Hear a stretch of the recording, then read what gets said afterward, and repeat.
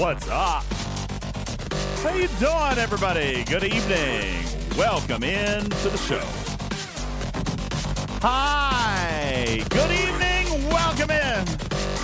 I did not get rated today. I mean, yesterday, the day before yesterday, the day before that, the day before that.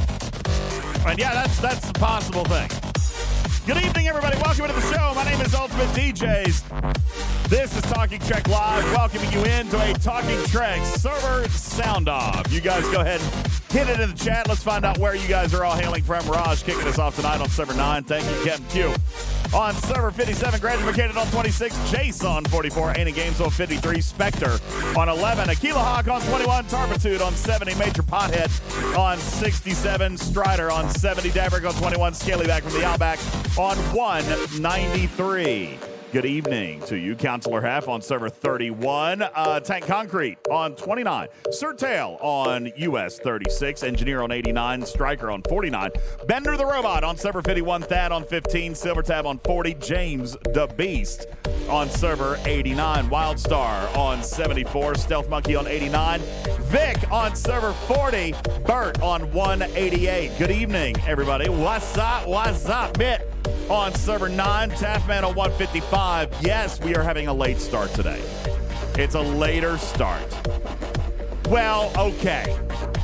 See, what happened was...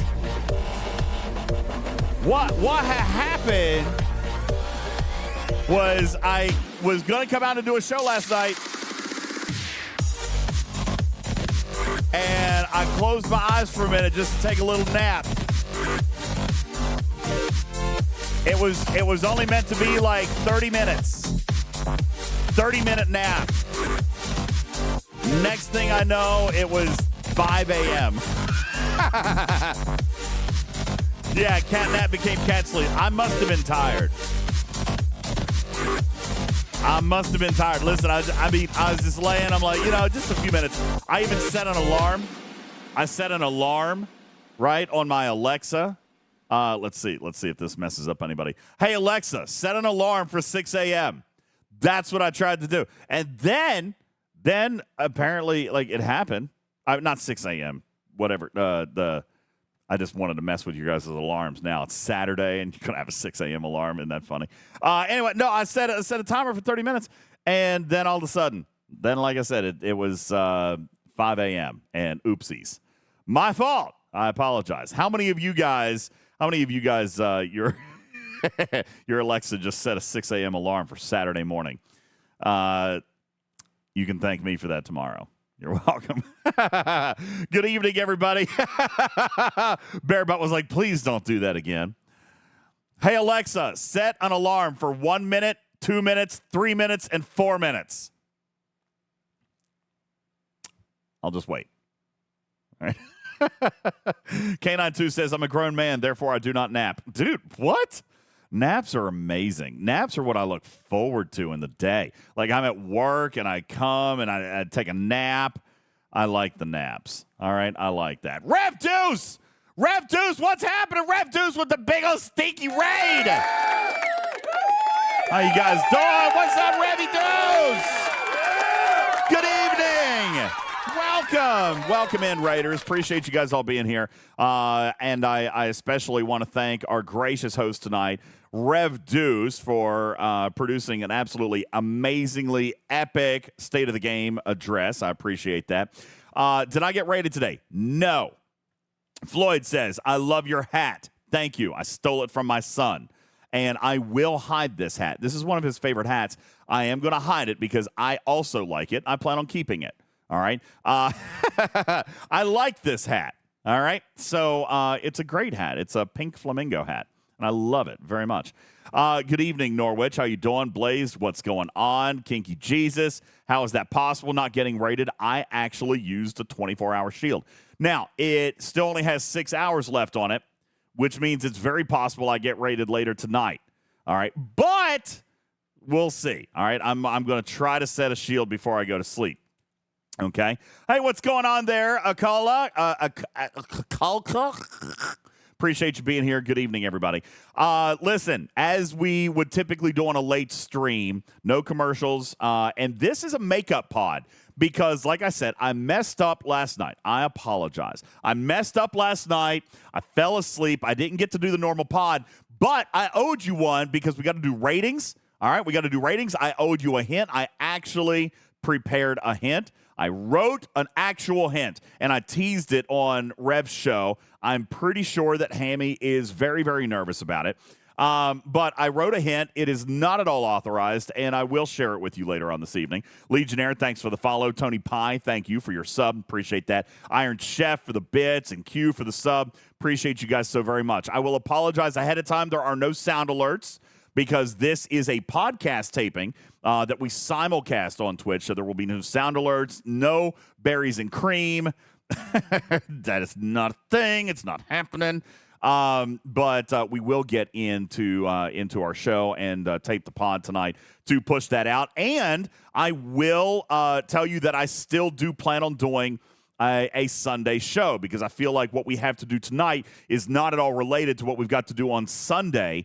And so, therefore, I'll still be able to do these shows, and they're not really going to overlap a whole lot. I will remind – yeah, that's right. No berries and cream. Sorry. No berries and cream. Sit down, Moopsy. Sit down, Moopsy. There are no – oops, wrong button.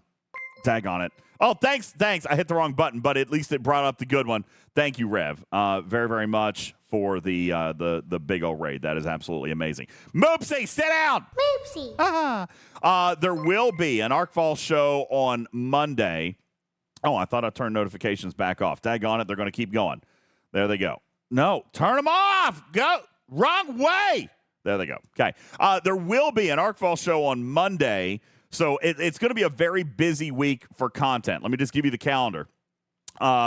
There will be most likely nothing going on tomorrow. No Saturday.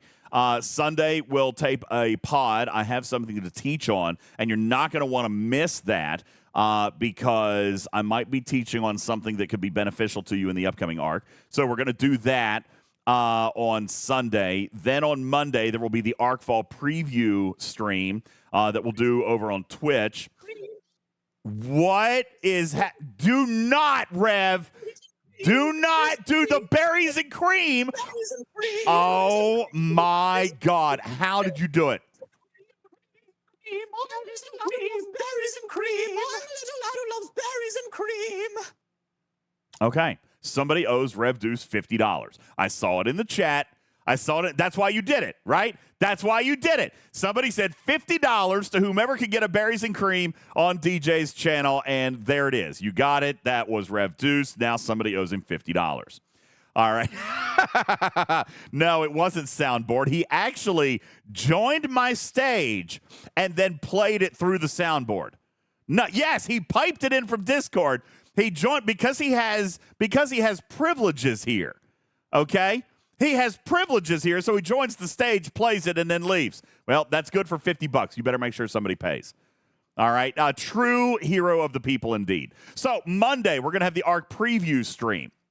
Okay? That will be happening this coming Monday, where we'll break down the video. Also, then we'll be handing off to our amazing friends over here, Morbid John, Samo, Iron Chef, Captain Jesse, and Scribbler will be your lovely hosts. That will be the overnight show coming up this Monday. Then Tuesday, we will be doing a Twitch stream to demonstrate some of the new feature. And then Thursday after that, yes, Voltron, it's a flamingo hat. Thursday after that, we will have Game Design's Mr. Tiger on our show. One of my dearest friends in game design, he will be coming on to fully explain not only how to play in the new feature, but what some of the mindset was and the design, some of the insight into his brain. Rev and I were talking about this on his show tonight, that it is going to be a feature that has longevity, all right? Is it a 5-minute loop, asked Vic. I am going to refrain from answering because I actually haven't played it yet myself. So I've seen it. I have not played it. And I do want to be able to kind of break that down a little bit. So Voltron says, I thought John quit streaming. Crazy enough, I actually thought that as well, but he's on the flyer. Look, he's on the flyer. So perhaps Scribbler was able to get him back. It was probably, Scribbler, tell me the truth. Did you finally have to agree to go to trivia with John before he would come back? Is that what actually happened?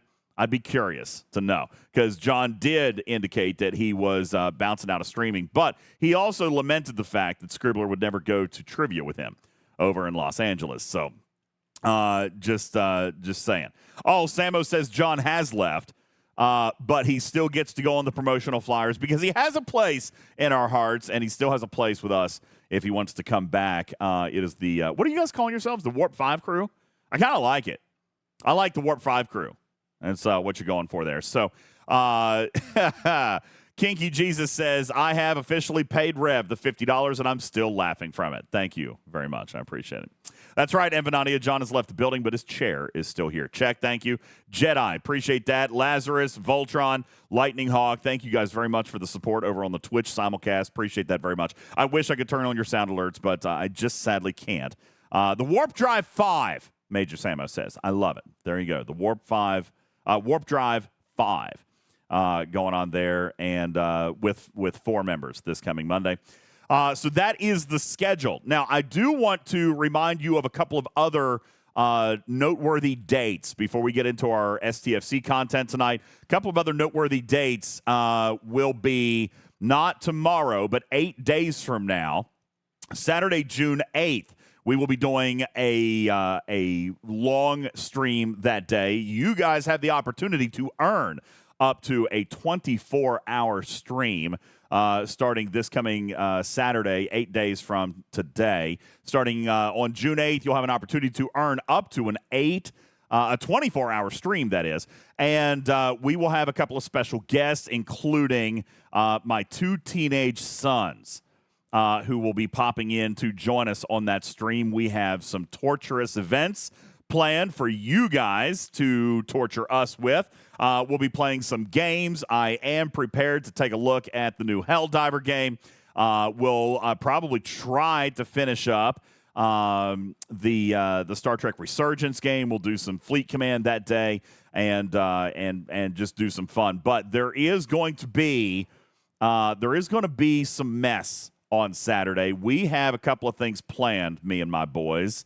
Yes, we do. All right, there could, or let me just say that today's trip to the shopping market resulted in 12 pounds of bananas entering the UltimatDJz household.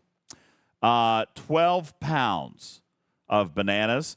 And Major Samo says, well, that's all I'm going to tell you, okay? That's all I'm going to tell you. You're going to have to tune in next time, this coming Saturday, June 8th, for you to have an opportunity to witness the shenanigans and earn your place in our ever-expanding pool of entries into the Talking Trek Cruise sweepstakes. Yes, for those of you watching our channel for the very first time, we are indeed giving away a cruise on Star Trek The Cruise. It is a Royal Caribbean cruise departing Miami, Florida next February 2025, where we will also be organizing a meetup.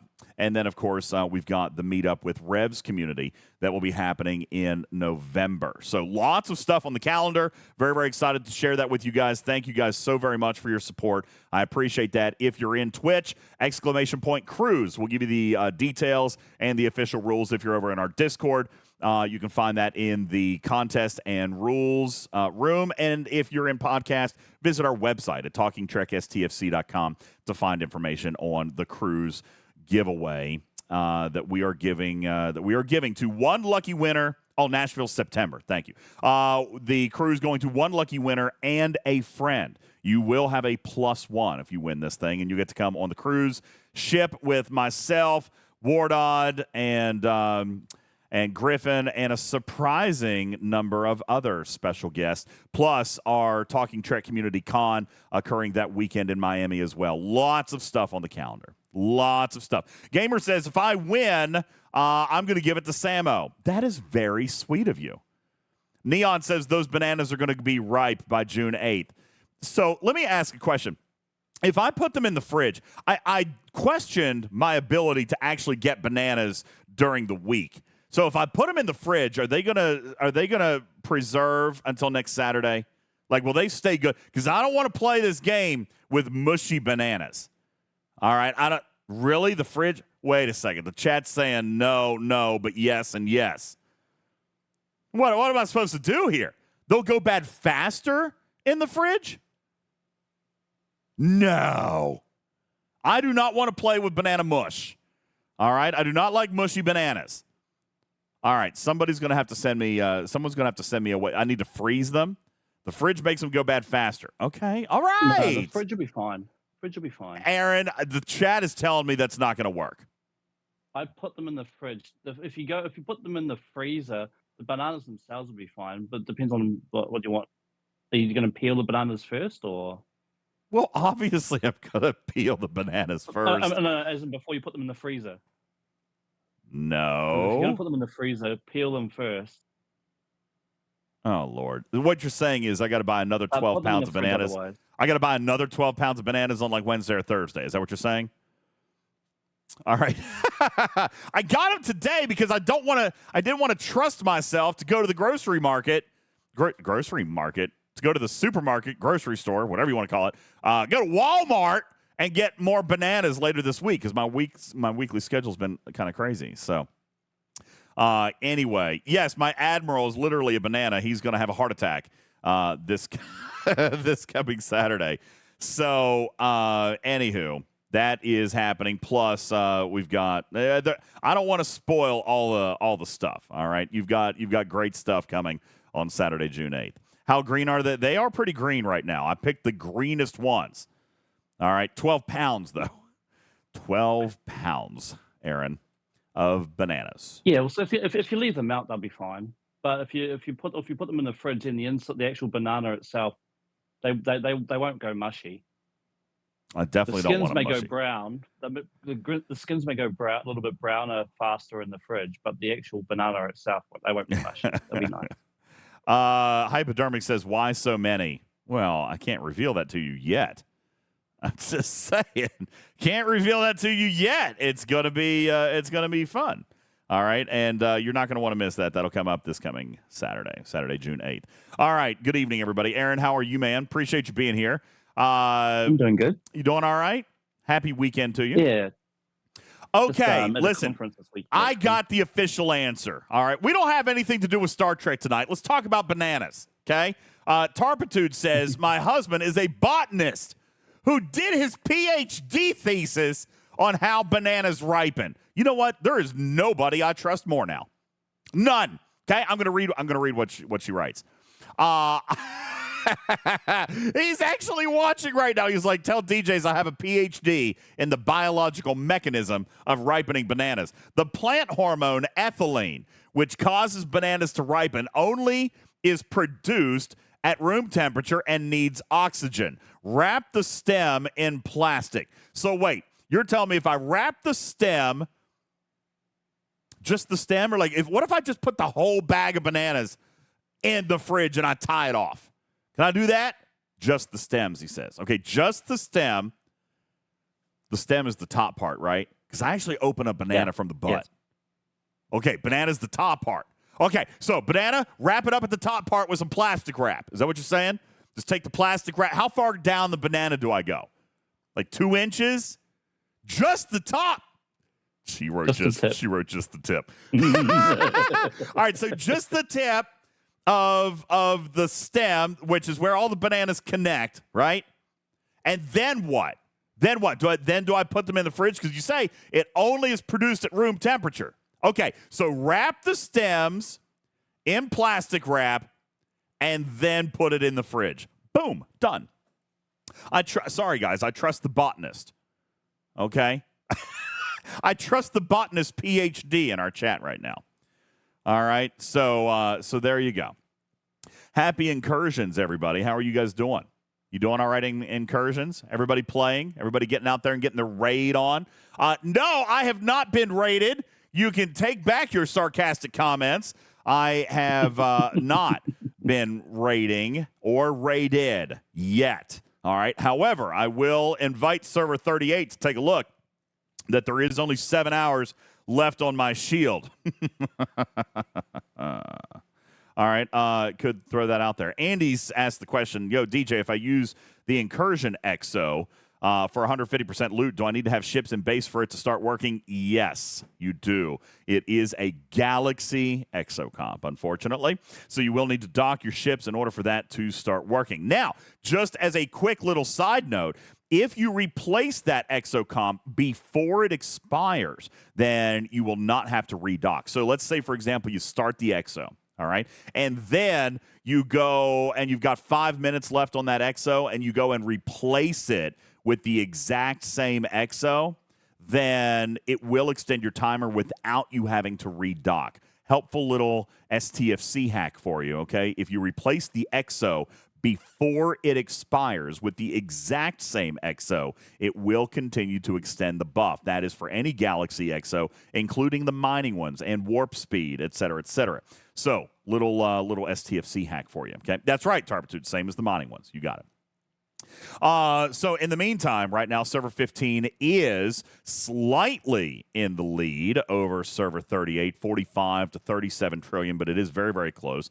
Jonathan Ingram wants to remind the audience that he is the one who prevented me giving up big points for server 15, as I did indeed get raided last night.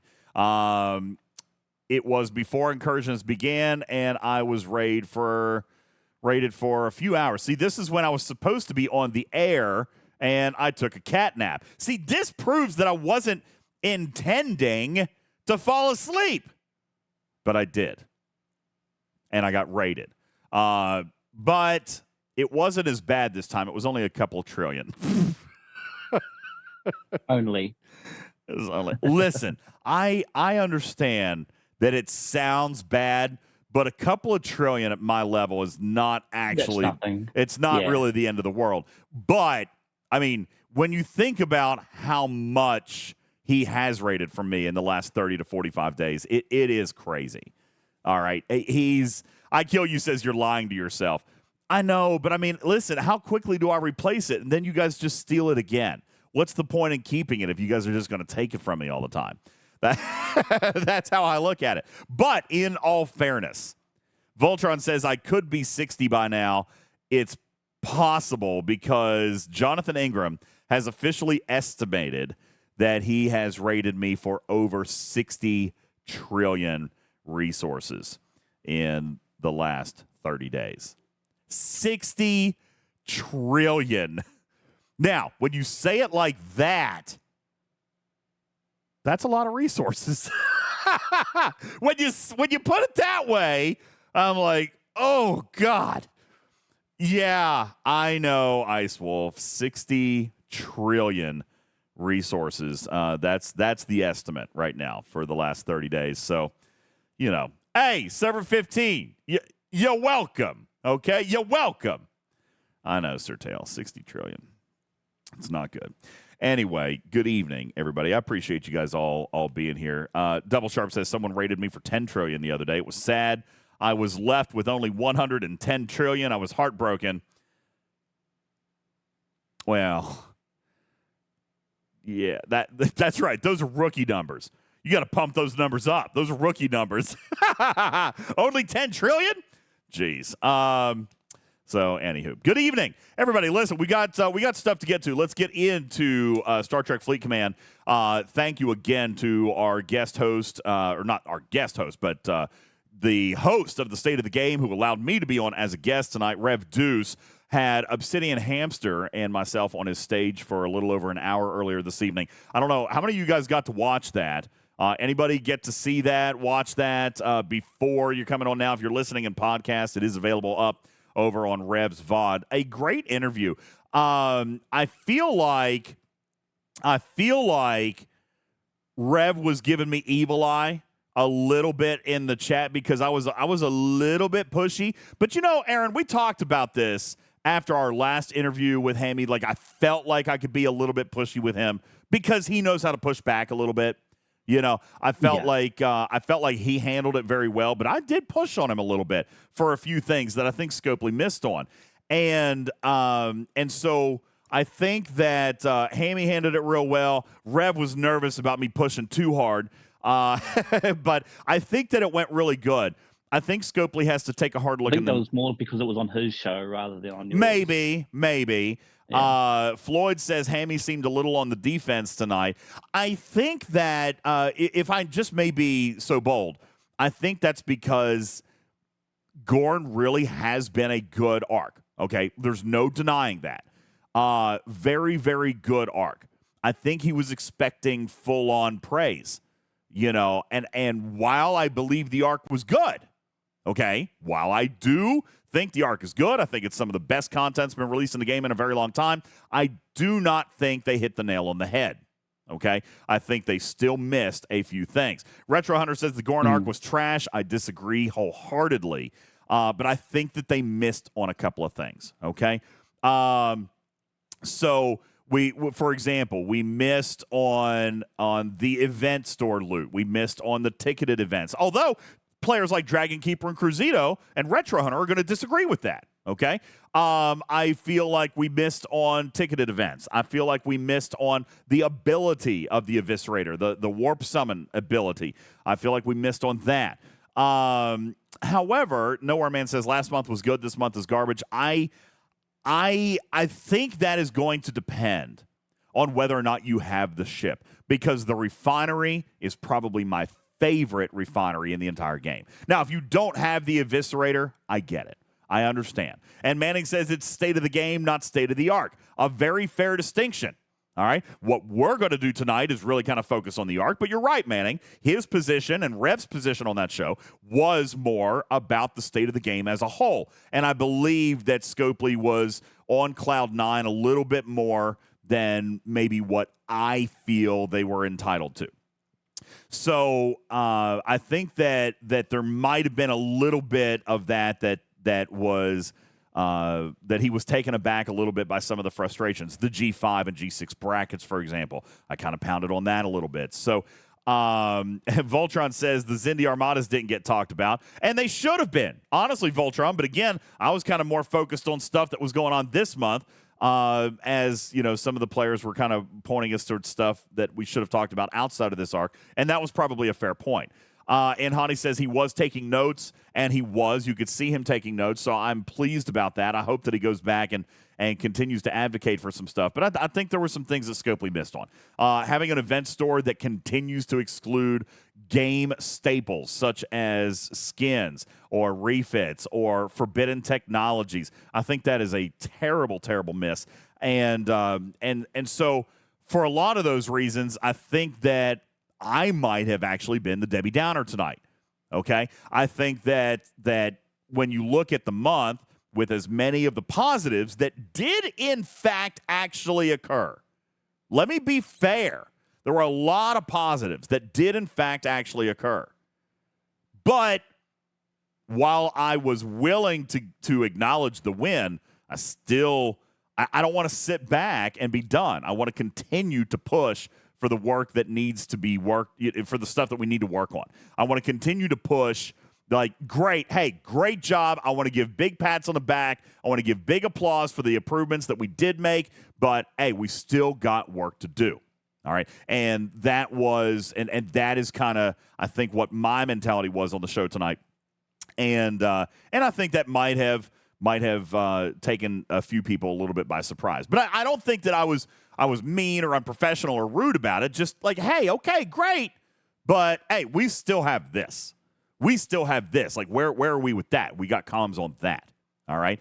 And so, yeah, Ice Wolf says, listen, just because you can clean up a few things doesn't mean we don't still have a mess in the next room. And that's kind of where I look at that. So I hope that we can continue to work and continue to push forward. I think Rev was right on point with a lot of the things that he said and a lot of the stuff that he has been working on. And we're seeing, from Hammy, a lot of the stuff come to fruition. And I think that's a good thing.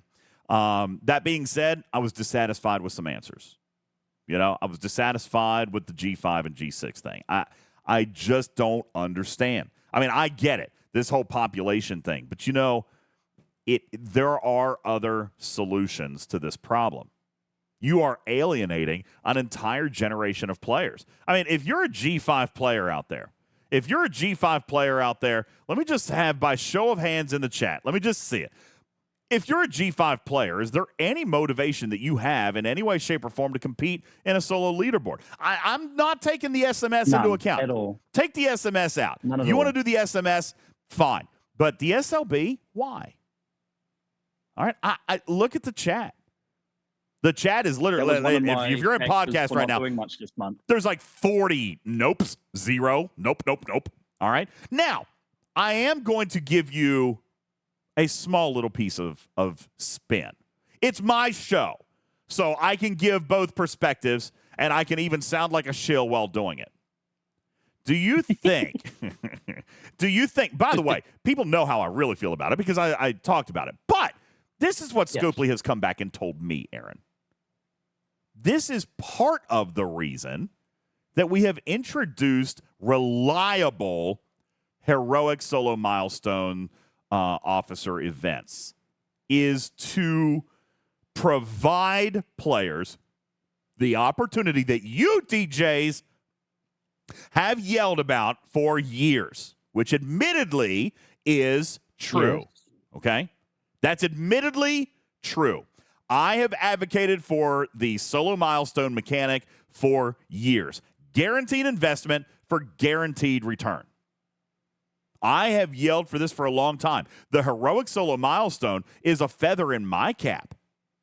Okay? Yeah. And no, Silver Tab, I don't mean an opportunity for spenders. I mean even an opportunity for hoarders. Now, you guys are going to say, well, I can't do that every month. And you were never supposed to be able to free to play every single month. As a matter of fact, when this first came out, all the way back with Borg 4 of 11, Borg 4 of 11 is where we saw this model for the very first time. And even then, I said, you're not going to be able to do this every month. You're going to have to pick and choose the months in which you want to do this. All right? And we estimated even at that time that it was going to take 3 to 4 months of solid saving in order to be able to do it. Now, Calamastastany says it doesn't justify the inflation. That is unfortunately where I'm going to be the bad guy and say that the inflation is justified, Calamastastany, because the inflation is based off of packs. It always has been. Dragon Keeper says it's not, but it mathematically holds. Now, if you do want to come back and say about the epic materials thing, yeah, you want to come back and talk about the epic materials thing, then I'll agree with you on that. God, there's a bug. All right, if you want to talk about how they did count epics for a while, then didn't count epics, and then went back to counting epics, then that's fair. All right, that is inconsistency, and I think that that is wrong. But mathematically, Dragon Keeper says, Scopely says that, but it's not. Dude, we have done this math on the show a million times. It holds, okay? It holds. But how they value it, maybe that's what we disagree on, right? Maybe that's what we disagree on, Cruzito, is should it cost $400 worth of packs in order to unlock an officer? Cruzito says, no, it should be available for the unlock for the vast majority of players and the extreme cost at tiering it up. This is an age-old conversation. I am on the fence a little bit about that because I think that that would ultimately result in crappy captain's maneuvers pretty much forevermore. So I think that that is a dangerous road for us to examine. All right?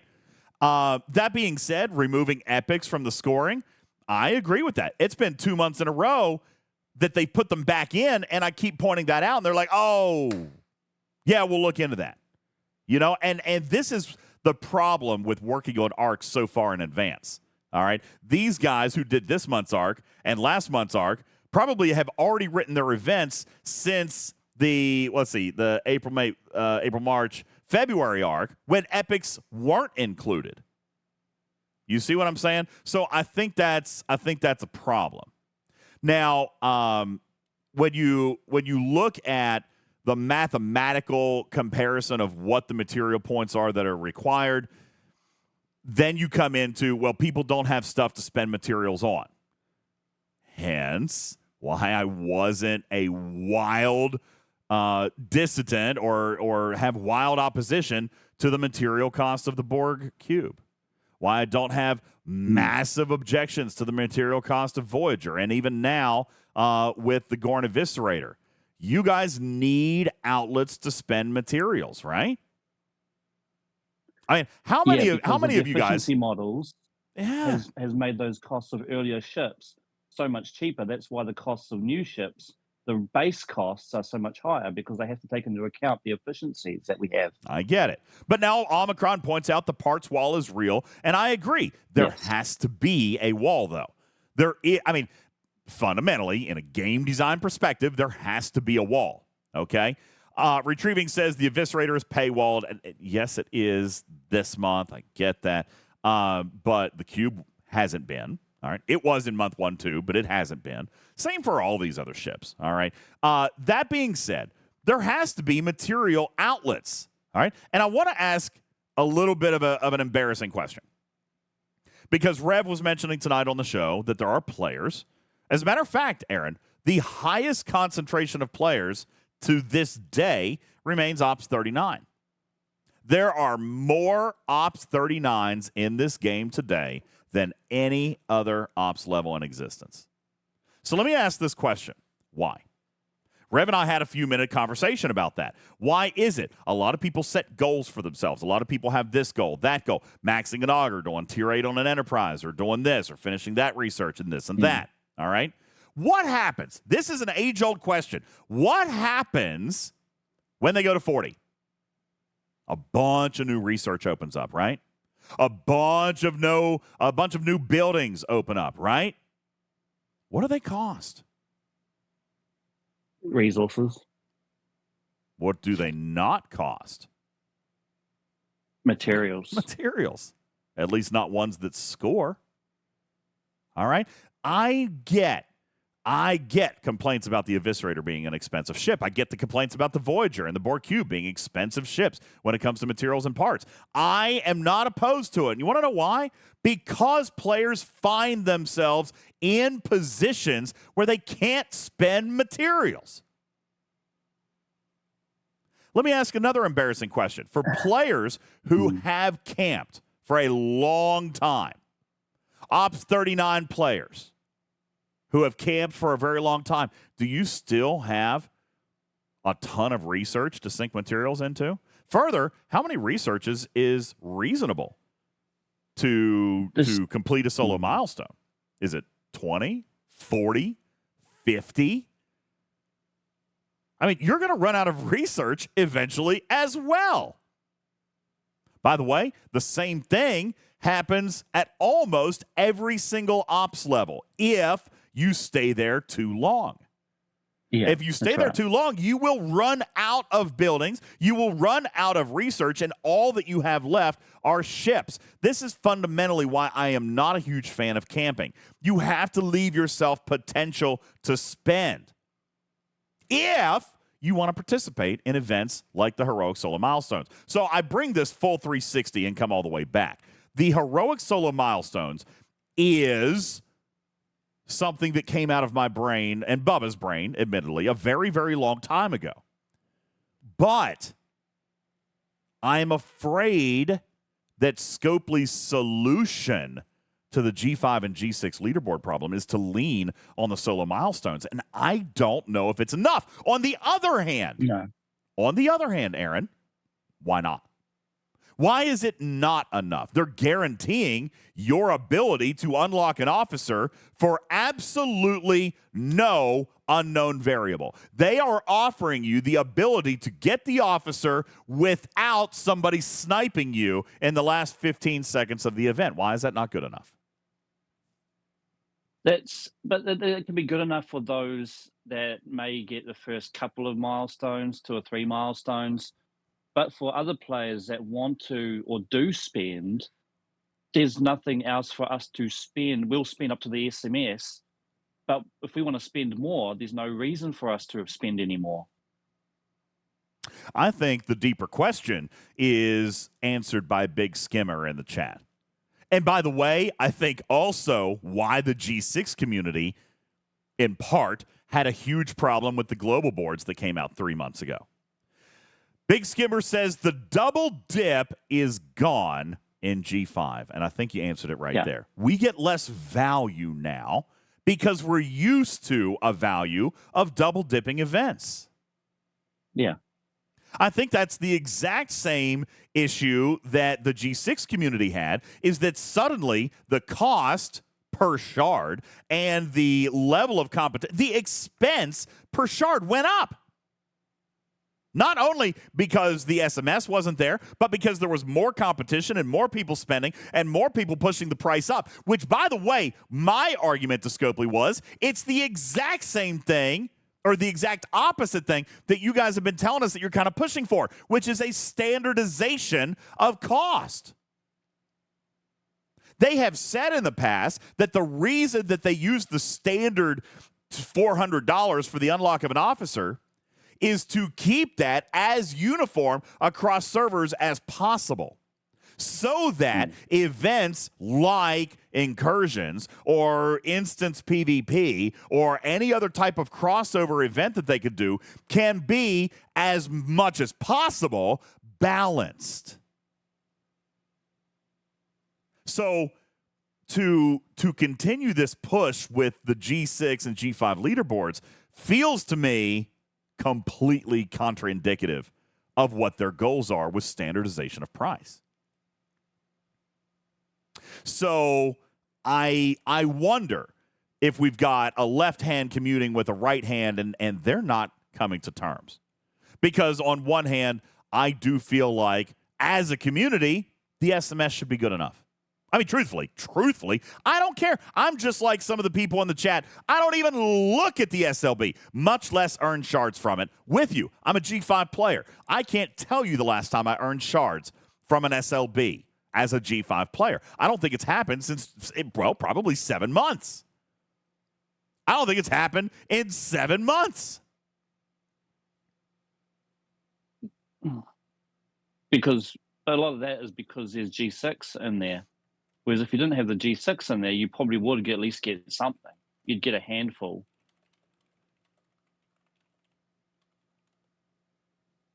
Sorry, looking at a DM.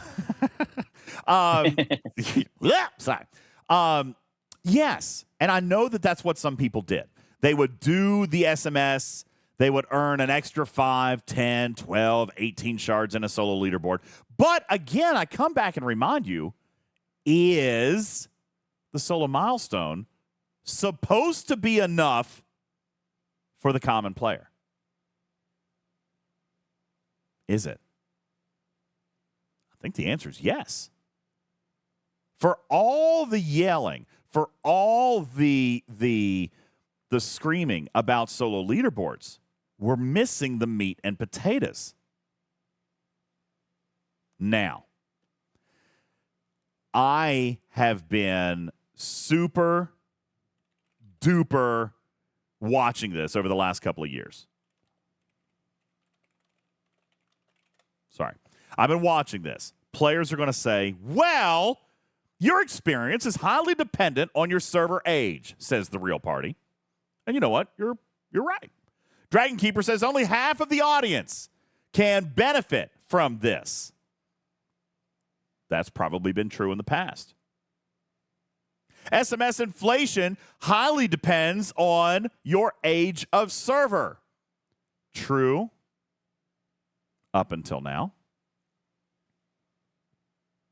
Let's play a game. Yeah.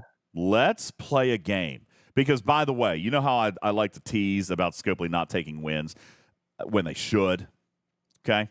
Packs have been more level lately than they were in the past. Oh, my goodness. It's interesting that you point that out, Stevens Aaron. Can you repeat that for the class? Mm-hmm. Packs have been more equal across all the servers now than they used to be in the past. That's correct. All right. That is actually factually correct. As a matter of fact, it is common knowledge. Maybe not common knowledge. I'm going to tell you now. It has been proven that Ops 51 plus are uniform throughout the entire galaxy. Doesn't matter what server you're on. Ops 51 plus packs have been the same regardless of new server versus old server. Correct? As in, an Ops 51 on a legacy server compared to an Ops 51 on server 703, if they've even been ascended. I don't know. Somebody give me a brand spanking new server that has been ascended to Ops 51. Bacardi says Ops 700. Okay. Ice Wolf says, yeah, Lube proved it one day. God bless Ice Wolf. I proved it 6 months ago. Shout out to Lube, by the way. But, I mean, we've been there, done that. That's old news. Ops 51 plus packs have been the same for 7 months. Actually, longer than that. Okay? But Ops 50, it changed, right? Right, Bacardi man, if you are on server 700, your Ops 50 pack was different than my Ops 50 pack because I'm on a legacy server. Right? Yeah, because Ops 50 is still classed as basically G4 in a sense. You got it. Andy says, DJ, you and I have proved this on screen, and you're absolutely right, we have. You know what I'm prepared to prove to you tonight, Andy, and this was my big news. You know what I'm prepared to prove to you tonight? Because I have spent so much time working on the milestones. I've spent so much time working on these leaderboards because, by the way, the G5 and G6 thing is super important to me. You guys don't know, all right? When I tell you that this is a huge deal to me, trust me. I argue and fight and fuss about this literally almost every single day. I would like to, at this time, invite any server, give me somebody in chat, somebody in my Discord. We're going to actually put screenshots in the graphics room, and I am going to put shots on screen. The Real Party says, so wait, DJ, are you telling me that you're getting less value per pack on an older server because you have more players competing? Actually, I'm saying the opposite. You were getting less value on a newer server because your packs went less. They didn't go as far. My $100 bought more materials than your $100. Do you remember when Rev discovered this 4 years ago? 3 years ago, maybe? My gosh, it was a thing. All right, Rev got fired. He got booted from the content creator program for making such a huge deal about this. It has not been let go. It's been accepted, but always frowned upon. And now we got the G5, G6 problem. So here's what I would like to do. Over in our Discord chat, please, anybody, throw me out any ops level from any server. Can anybody please? Because I don't want to draw this out too awful much. I want to make a point. All right, but somebody send me a screenshot. All right, Dragon Keeper says I'm Ops 53 on server 34. Okay, very good. Dragon Keeper, go take a picture of the top line of your core station pack. All right, by the way, that's the pack all the way down at the right. Okay, all the way down at the right. Okay. Oh, yeah, it can't be 54. It's 51 plus. Quit being a doofus. All right, sorry. 49 and down. 51 and plus was already the same. Vic says, don't get fired, DJs. No, I'm not going to get fired. All right? This is one of those silly common sense things that, for whatever reason, Scopely feels like is a secret. All right? I want you to go to your core station pack all the way to the right. Go inside that bundle that says station right here, station and building packs. Click on that. Anybody that I tell you what, give me an ops. I don't know. Give me an ops. Here we go. Lightning Hawk 41. Perfect. Ops 41. Okay. Now he's on server 9. That's a legacy server. Do I have an Ops 41 on a brand spanking new server? I don't care. Server 70, server 700. Oh my God, Bacardi is Ops 41. This is beautiful. Bacardi, do you have me on Discord? Please tell me you have me on Discord because I need a DM from you. All right? I want you to go into your core ultra station upgrade pack. Burnt Pork says, I'm a server 93. I'm an ops 41. This is beautiful. I want you to go to Discord, please, and shoot me the top picture, the top image right here of your Ultra Station upgrade pack. By the way, I need the same thing. I need the same thing from you, Lightning Hawk. Send it to me right now. Send it to me on DM. Put it in the chat. Don't care. All right? It's got to be lower than Ops 50. Okay? Come on now. Don't have all day. Don't have all day, chop, chop.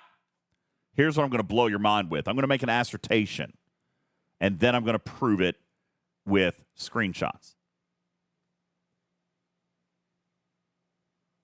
There are no longer, Aaron, old generation and new generation packs. For anybody at any ops.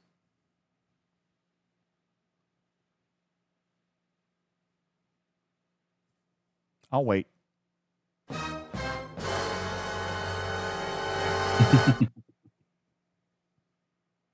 Ice Wolf says that's harsh. What are you talking about? It's what we've been screaming for years. Screaming about it for years. By the way, thank you, Lightning Hawk on server 9 has sent me his. I'll put it in the graphics room. Okay? Lightning Hawk has sent me his. I'm throwing it into the graphics room. Here is an Ops 41 on server 9. I'm even going to label it, Aaron. Ops 41 on server 9. All right, let's see if we can find somebody else. Now, I need an Ops 41. Okay. Everybody said, hey, I'm Ops 57. Oh, what about this? Can I send you Ops 49? No, need 41. Okay. Now, Nard says, this is great, DJ, but I'm a little bit confused. How does this relate to the 51 through 70 SLBs?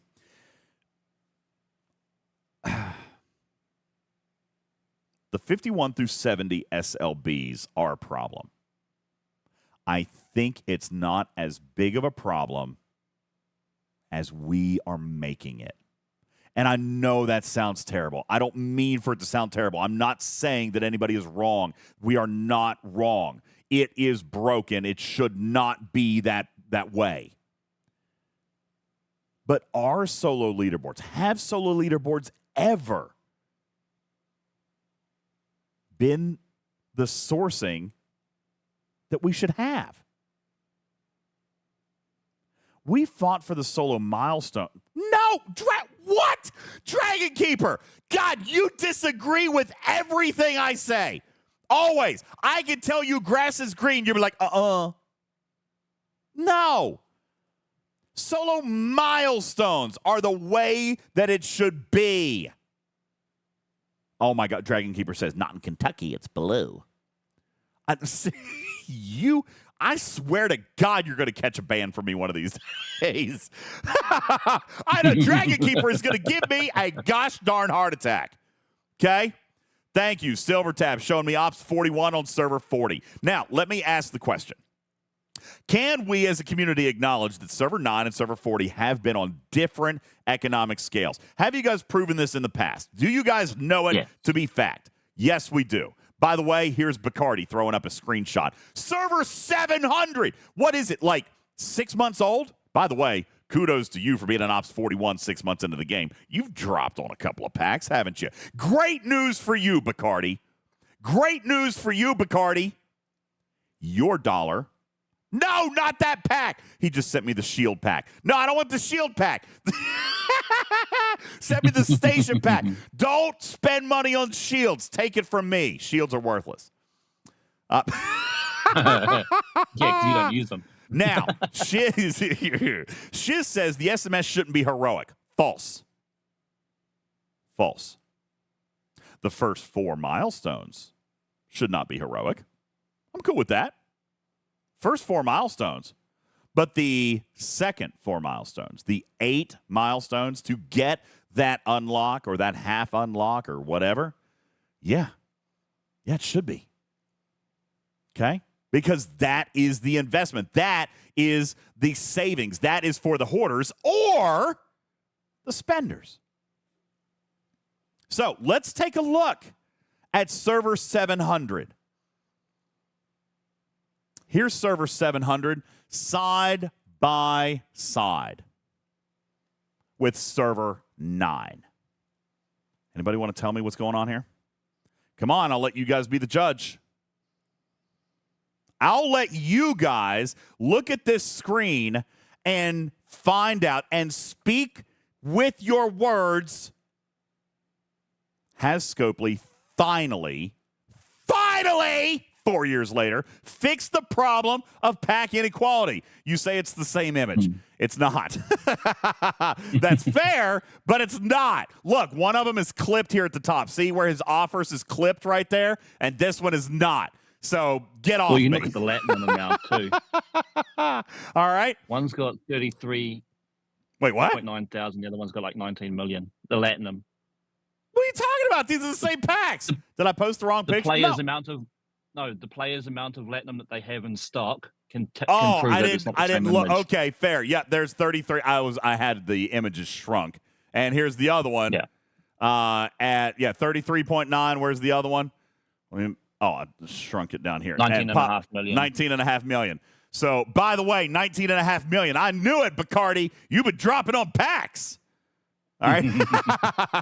All right. You finally been. Yeah, we caught you. All right. But again, I want to point out now why Scopely doesn't own this. I have no idea. Because this pissed people off. This made people mad. Why not say, hey, guys, we fixed it?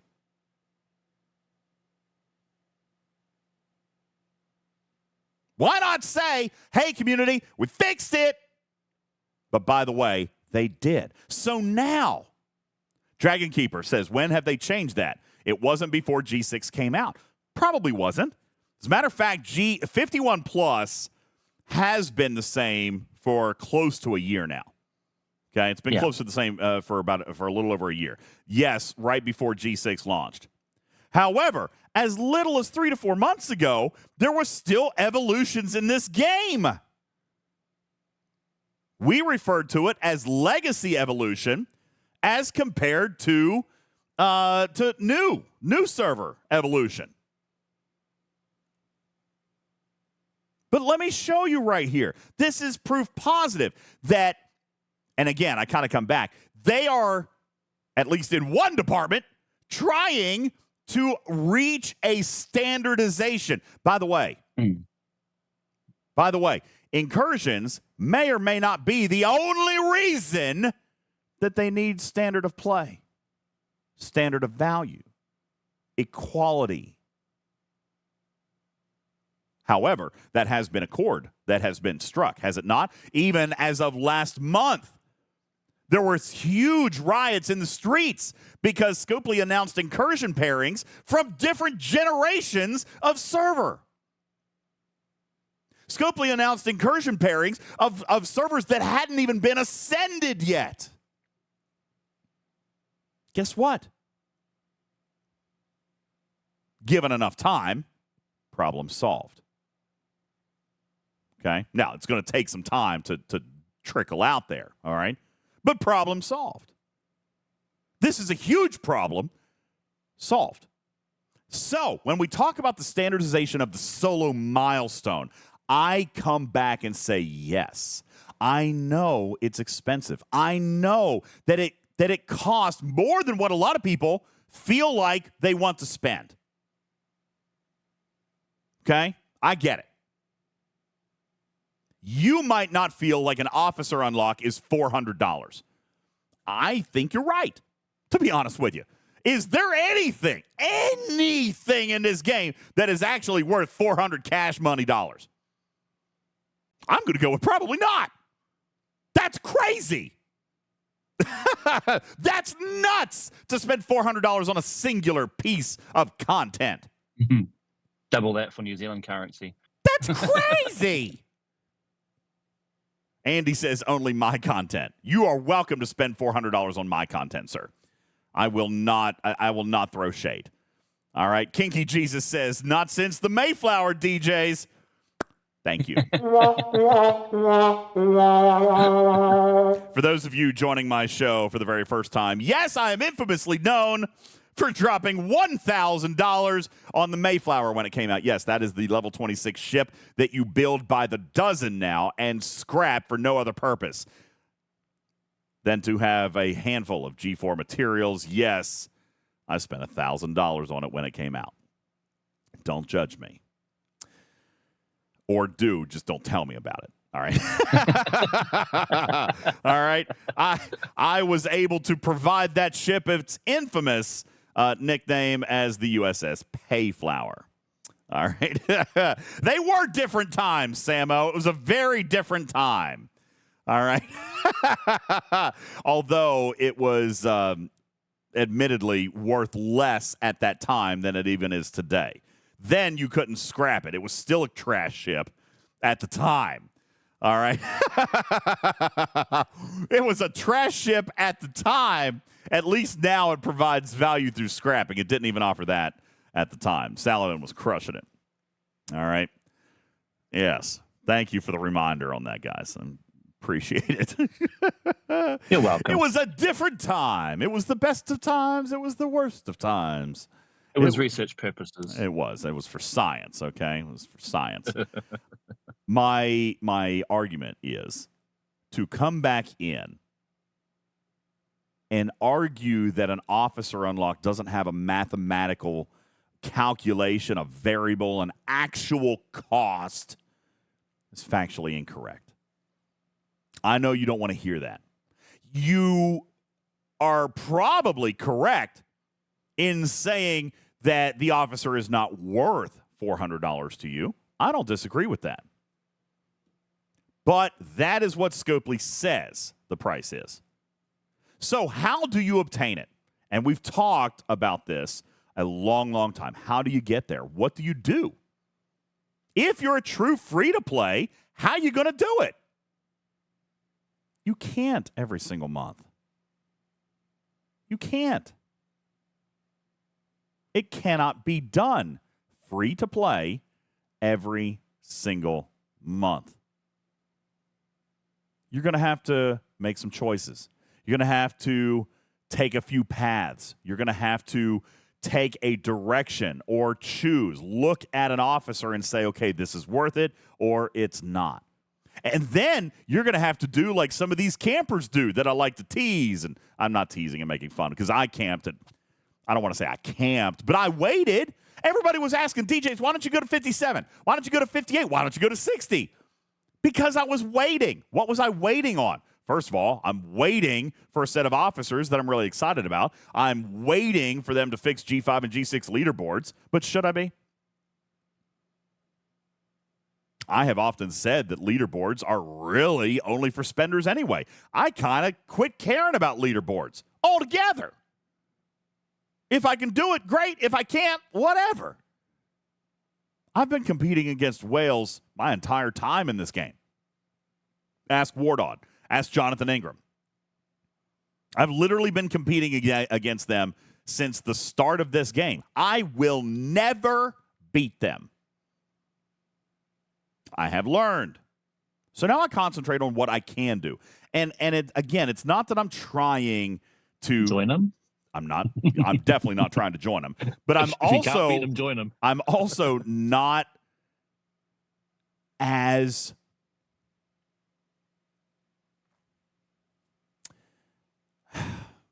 I recognize it as being a huge talking point for the community, which is why I continue to advocate for it. But I personally, no, I'm not going to get anywhere with the leaderboard thing, so I don't care. I rely on the solo milestones. So, by the way, I will either spend or save. And I actually have been saving for a little bit. I do spend. I've not been spending quite as much here lately. Just because, this or that or whatever. And taxes were bad. All right. Now, Shiz brings up a good point. And we have talked about this many, many, many times. He says, not all of us can get that far on the SMSs. Why? There's a couple of reasons, in fairness.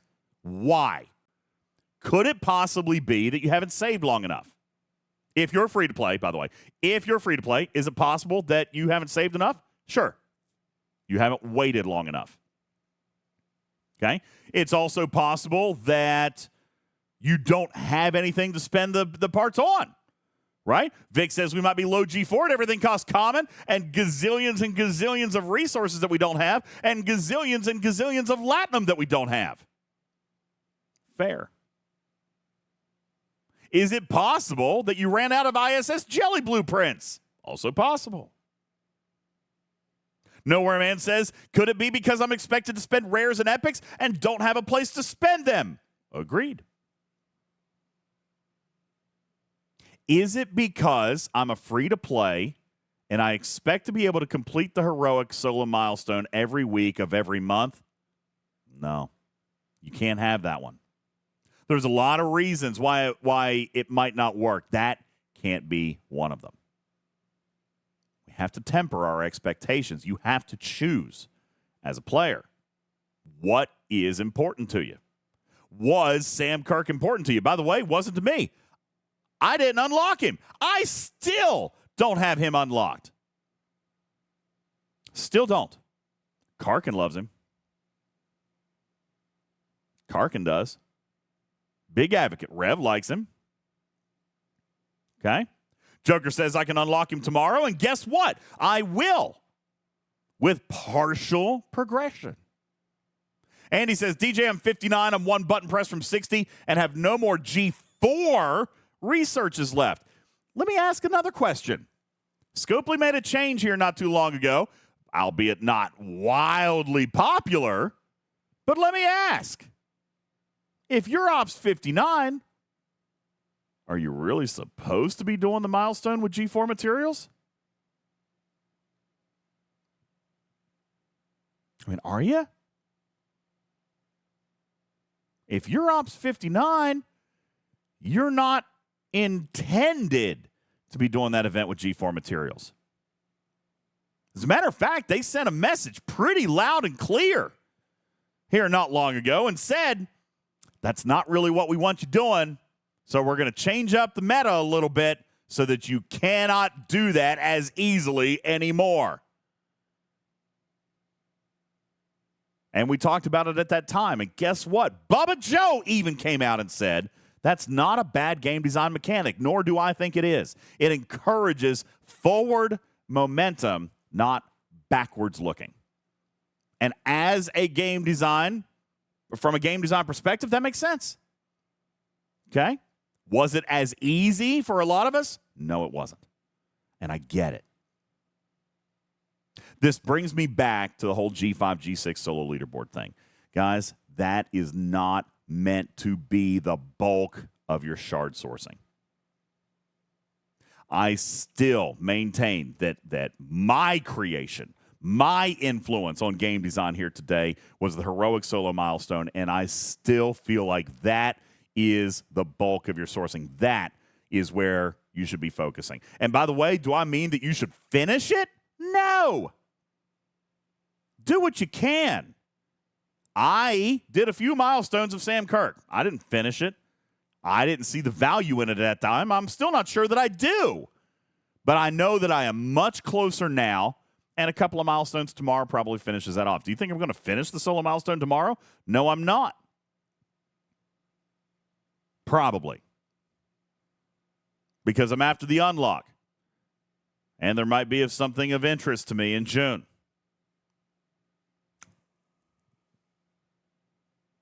All right? I don't know if you in podcasts can hear my winky face. Now, by the way, maybe not. As a matter of fact, a lot of people are probably not going to like next month. If we're giving out hints, might as well go ahead and let you latch on to this one. Next month is going to have a focus that a lot of players may not really appreciate. After all, it's been a 5-year conversation in this game.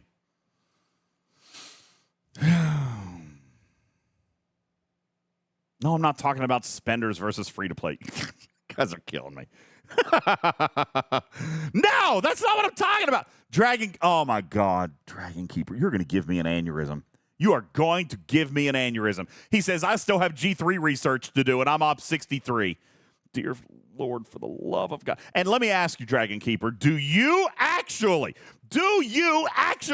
use those G3 researches for your milestones for officers? Because if you say yes, I quit. I'm done. I'm going off the air. There's no way. There's no way that you do. Otherwise, you would be done with them. Okay? There's no way. Or you would be done with them. Oh, well, the previous look at the chat. Chat's going wild. Chat's going wild right now with guesses. I can't read any of them because it might be subtly biased. Sorry. Okay, you know what, Stevens, Aaron? I'm going to let you read them. Are you able to see the chat? Can you see the chat? Yes. Okay. I can see the chat. I can't, but I'm going to let Stevens, Aaron read some of your theories, and I'm going to turn off my camera because I don't want to snicker. All right, but read them out. Read them out. Tell me what we got here. What do we got here, Aaron? Well, they're guessing PvP. Brett says they're doing an assaults month, guys. Screw you. In PvP. Yeah, a lot of it comes down to they're thinking because a lot of us don't like PvP, so I'm guessing that's where they're going with that. Yeah, cloaking, new form of mining. Well, actually, that's something a lot of people don't like, is it? Yeah, a lot of PvP and assaults and cloaking. Neutral face. You ain't getting nothing out of this. You ain't getting nothing out of me. I simply come back and say, I understand and appreciate. And by the way, I'm not peddling a message, but Scopely has turned my own words back on me. And I by the way, that's fair. They've done that a couple of times in the past. But DJs, you fought for years for the solo milestone method. Why do you even care? Well, I suppose I care for the same reason that our friend in chat, I don't remember his name now, I'm sorry. I suppose I care for the same reason that our friend said it a half hour ago. I don't get to double dip anymore. That's probably why I care.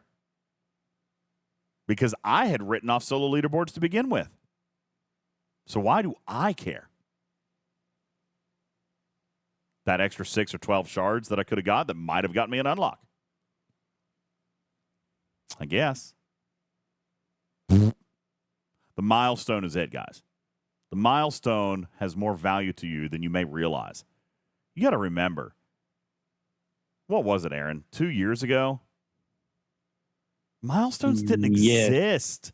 Guys, it was auction only. Yeah. It was auction only.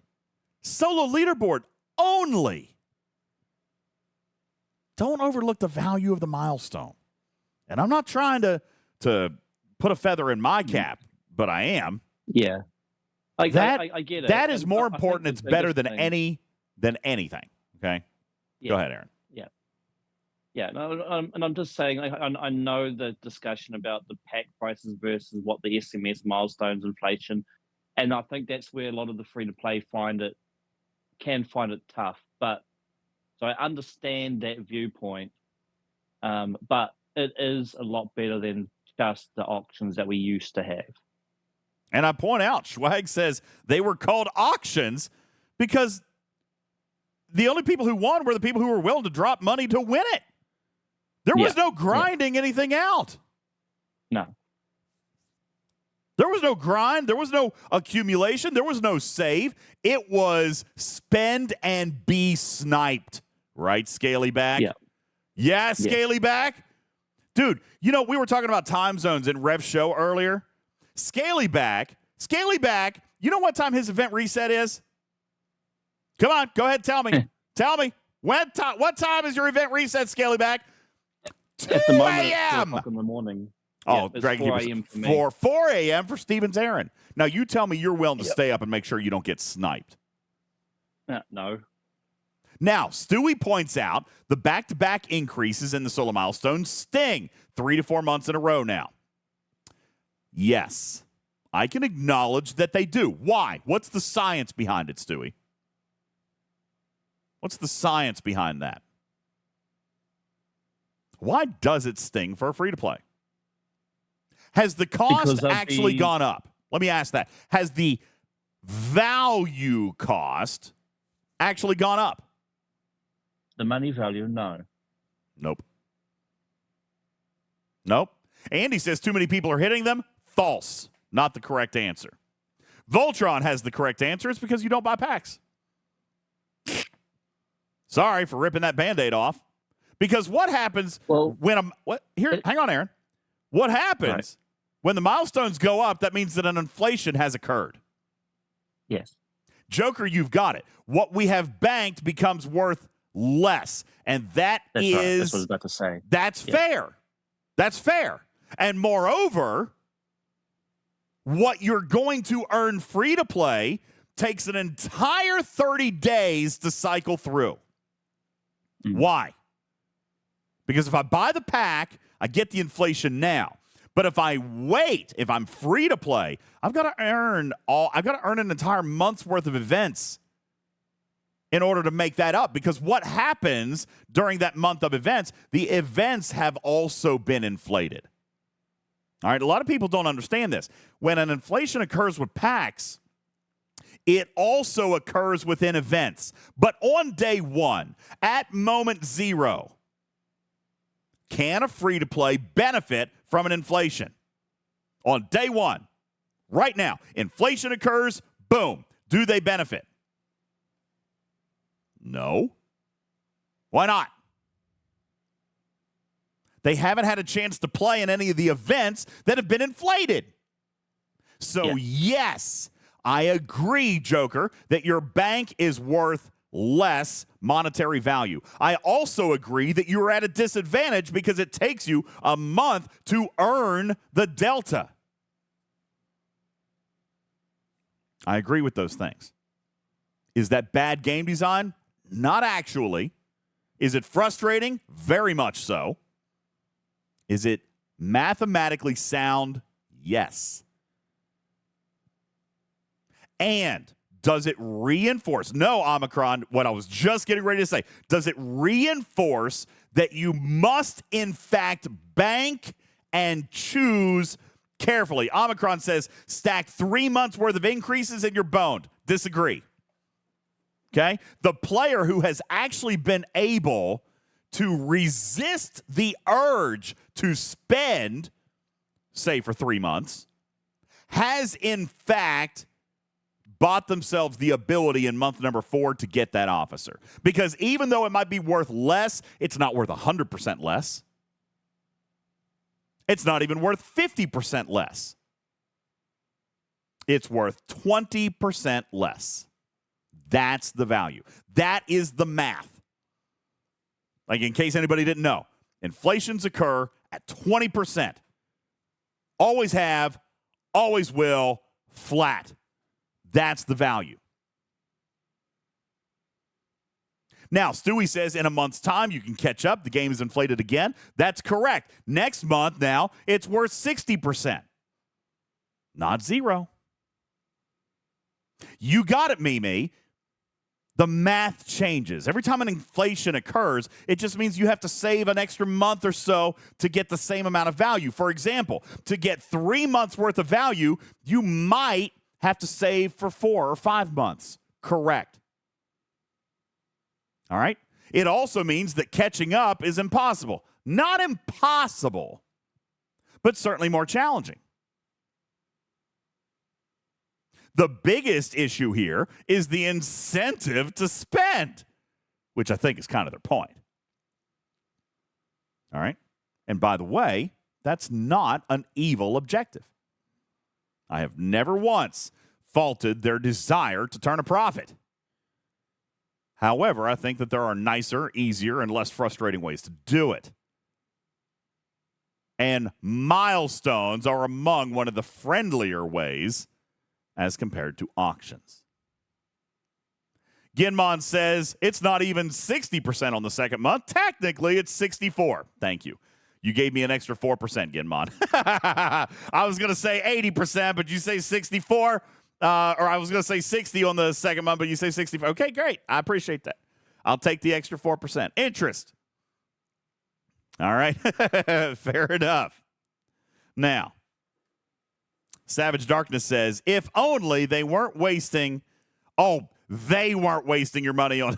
I was referring to a player. Because, by the way, what is true effective saving? Is it doing a ship upgrade whenever you want? If you're a true free-to-play hoarding genius, if you are named Dekix, are you spending a single freaking material until you're ready to go all in?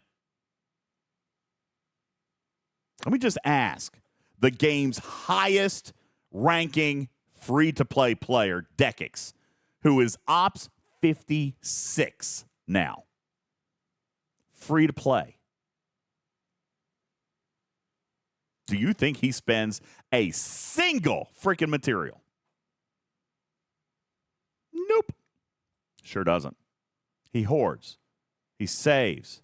That's correct, Cruzito. It's all about burst spending. And that is where you have to do it. So, for people who say the first milestone is unobtainable, yeah, maybe. Probably not, but maybe. Should it matter to you as a player? Because should you be worrying about milestone number 1 any differently than you should be worrying about milestone number 8? Not really. Because if you're going to go, it's time to go hard.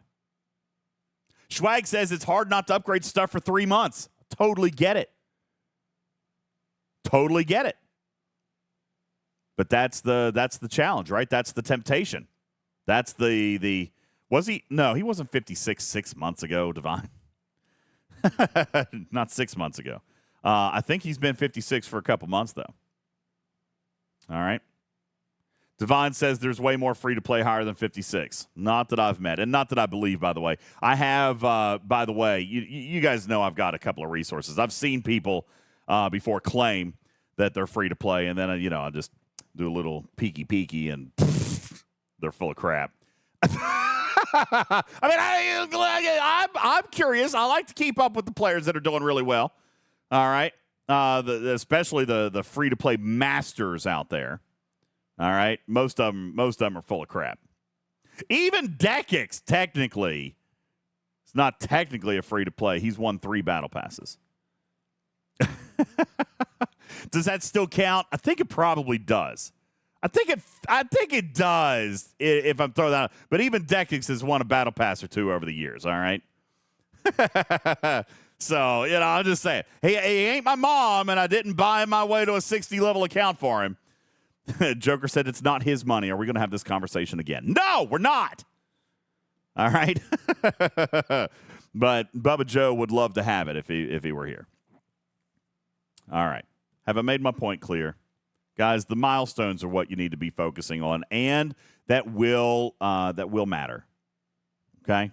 It will matter because the officers that come up this month are going to be interesting to some people. Now, I will say, I'm not going to say. Nope, that's it.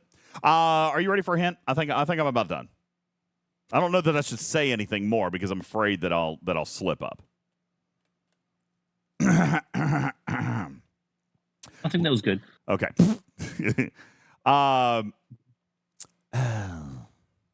Scalyback says, I'm good with a hint. Don't say the officer hint. What are you talking about? Carissa says, Gorn eviscerator soon. Yeah. If you missed the interview with Hammy tonight, he did reveal that the event, not that anybody is surprised by this. I don't know. Again, I might just be living in a world of expectations that are normal. I don't know. People are going nuts about the eviscerator sourcing event. It is beginning in June. It's now official. Hammy announced it, starting in June. Was anybody surprised by that? Anybody? So, I mean, I was expecting it to be then, roughly. I mean, that's kind of what I would have liked to have seen it earlier. All right. But the fact that it's showing up in June is not surprising to me. Okay. Joker says people are used to living in a world of Scopely double talk. I mean, really? Mm-hmm. I kind of agree with you, Joker, where this should not be surprising at this point. All right. Vic says, I'm surprised. I thought 2025. Oh, get out of here, Vic. Get out of here with that. Why did they wait so long to announce a Carissa? Good daggone question. All right. I mean, really, truthfully, good question. That was dumb. Sorry, Scopely. That was a dumb move. Don't know why. Don't know what your motivation was, but that was not intelligent. That was an example of lack of efficient communication. Which, by the way, Hammy got a little bit fussy at me about tonight because that was a point. Why does my hat look pointy? That was one thing that I said tonight, Aaron. I was like, hey, communication is good. It's better. It's certainly better than it's ever been. Was it perfect? No. Did you guys bumble the release of the Gorn Eviscerator sourcing event? Yes. Did you say one thing or insinuate one thing and actually do another or not say anything at all or this or that? Yes, you did. That was bad communication. He didn't like that criticism super well. But I mean, and it's okay. It's fair. It's fair that he didn't like that because he has done a phenomenal job. He has done a phenomenal job, yes. He's done a knockout, bang-up job. He has been present every single day. He's throwing out communications left and right. Those are wonderful things. At the end of the day, was the Eviscerator communication flawed? Yes, it was. Okay, it was. So, was it perfect? No. Does it deserve some constructive criticism? Yes, it does. And that's probably not necessarily was his fault. It was more than likely his higher ups telling him that he can't announce For sure. But still, I know it was. That's still. Yeah, nobody says it's Hammy's fault. Nobody says it's Hammy's fault. But I mean, when we're looking at communication in a silo, there's that. All right. Listen. Yeah, where's the hint, says Taffman. I need to give a hint. And we also need to kind of wrap up on the arc. We were supposed to grade the arc tonight. So here's what we're going to do. I've got to take a break. I've got to put in God, I just had a stroke. I got to take a small break. I got to give shout-outs to our sponsors. And when we come back, we're going to issue final ratings. I also do have a hint for June. I've written out an actual poetic riddle like I used to give back in the day before I got busy. See, I'm coming back. I'm doing good things. I missed my show yesterday, but look here, we're doing a makeup, right? And I've been trying to get back to the 2 podcasts a week. Like, I'm getting there, guys. Y'all don't realize the trauma of my last year, okay? Mm-hmm. I mean, some of you probably do. Aaron, I know, does. All right, but the trauma of the last year for me has been really, really tough. So I'm getting back into the swing of things. You also got to remember, like, that was COVID times, and now Tarpitude says, keep trying. I'm getting there. You leave me be. All right, but I do have a hint for you, an actual riddle for you to solve on the other. Wrong button, sorry. My name is UltimatDJz. This is Talking Trek Live, Star Trek Fleet Command's official podcast. Will return after a word from our sponsors. Scotty, we'll need everything you have. Warp speed. Aye, sir. Commanders, that sound can mean only one thing, and it's that we are hyping up Star Trek The Cruise 8. Why, might you ask, are we hyping this up? Because we are bringing you with us. That's right, Talking Trek presents Star Trek The Cruise 8 Sweepstakes, where you've got a chance for you and a friend to join us on the boat. Support the channel however you would like, through Patreon, through Twitch, and even by sending simple postcards. The official rules are available on our website at TalkingTrekSTFC.com, also on our Discord, and in our Twitch chat. Hurry and get your entries into the contest right now. There are no limits and no purchase is necessary. You want to go cruising with myself, Griffin, Wardod, and so many more? Then enter now for your chance to win for you and a friend to cruise Royal Caribbean for Star Trek The Cruise 8, where we will be celebrating 30 years of Voyager. That's right, it's the 30th anniversary. Find the official rules and get entered today. This portion of the show brought to you by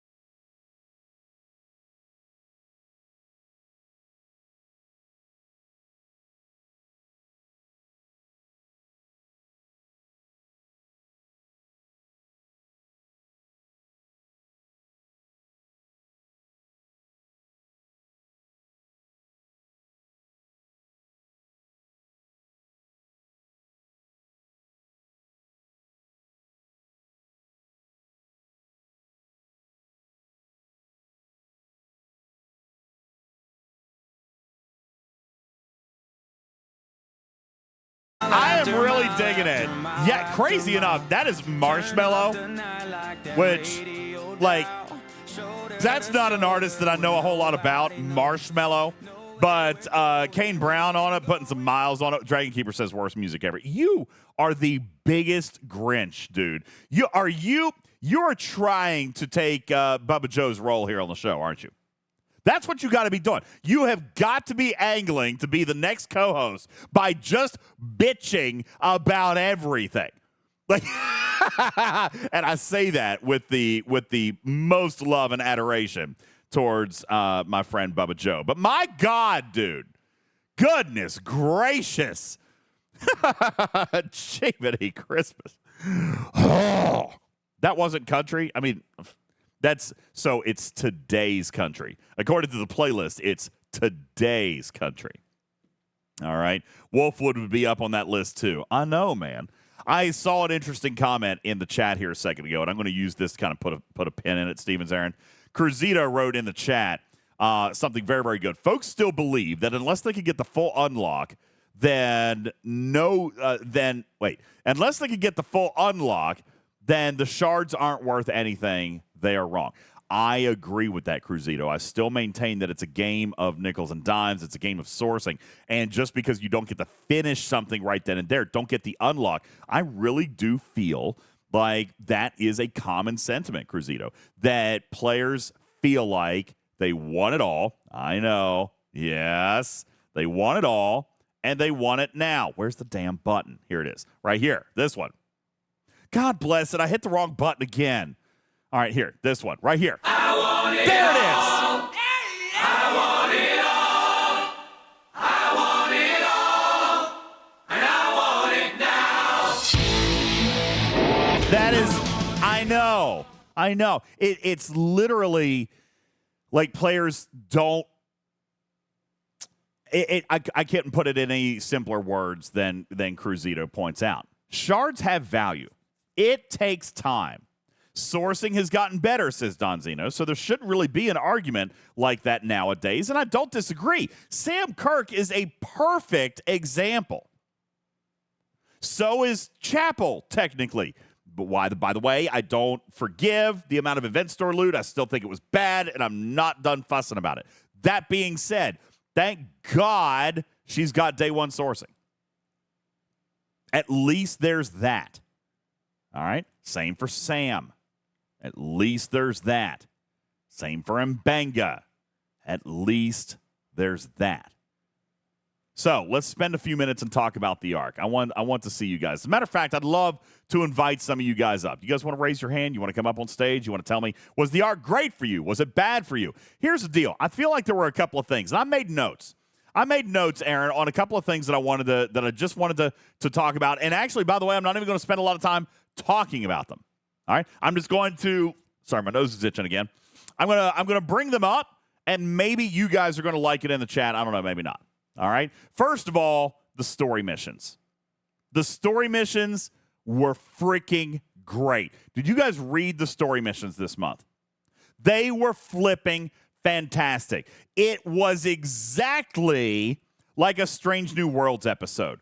There were two storylines going back and forth, like the mission with with Chapel and the Klingon, all right, and then going back to what was happening on the Enterprise. Like, this was two storylines, two plots inside an episode. This felt very Strange New Worlds.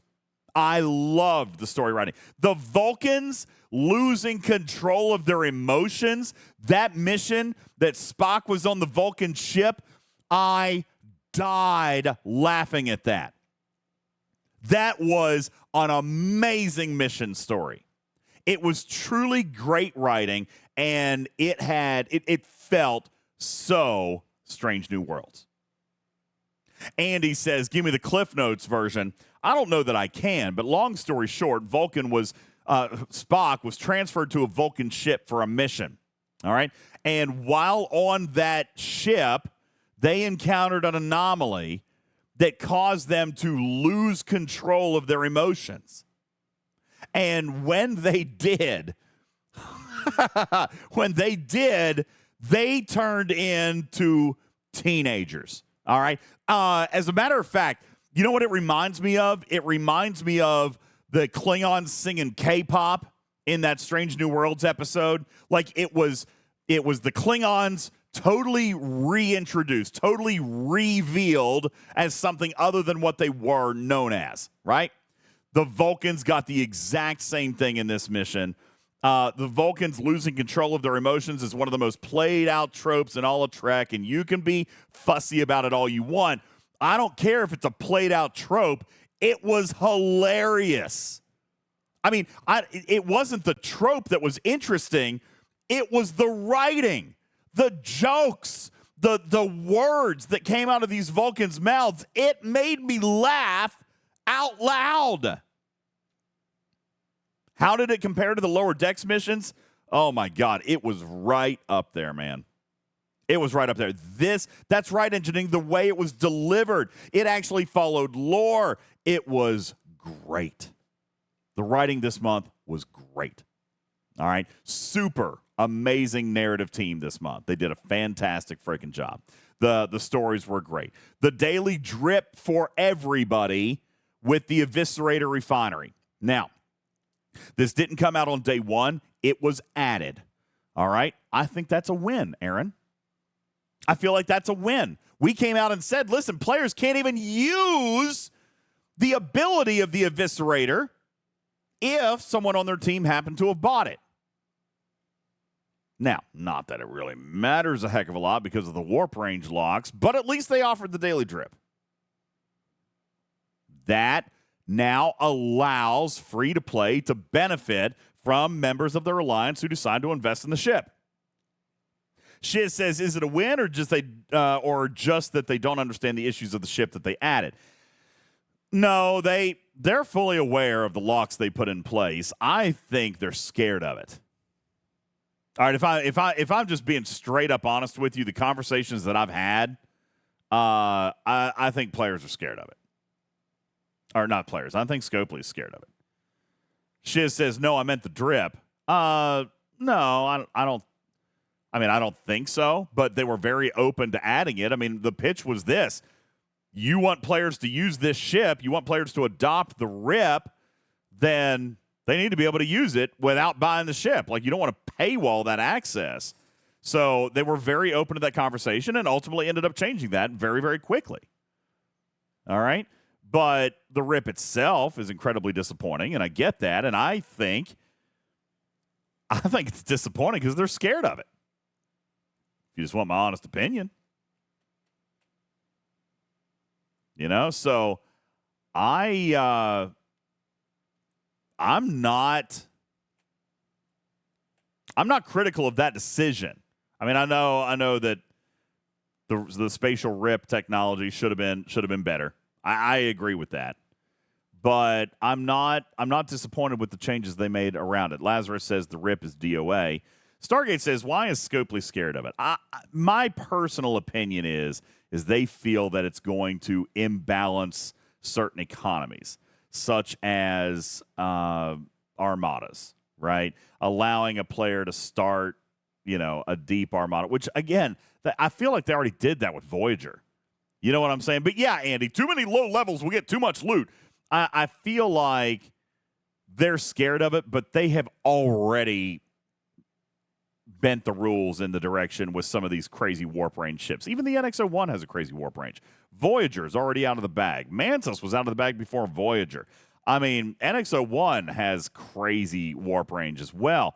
So I feel like that's not something that they need to be scared of.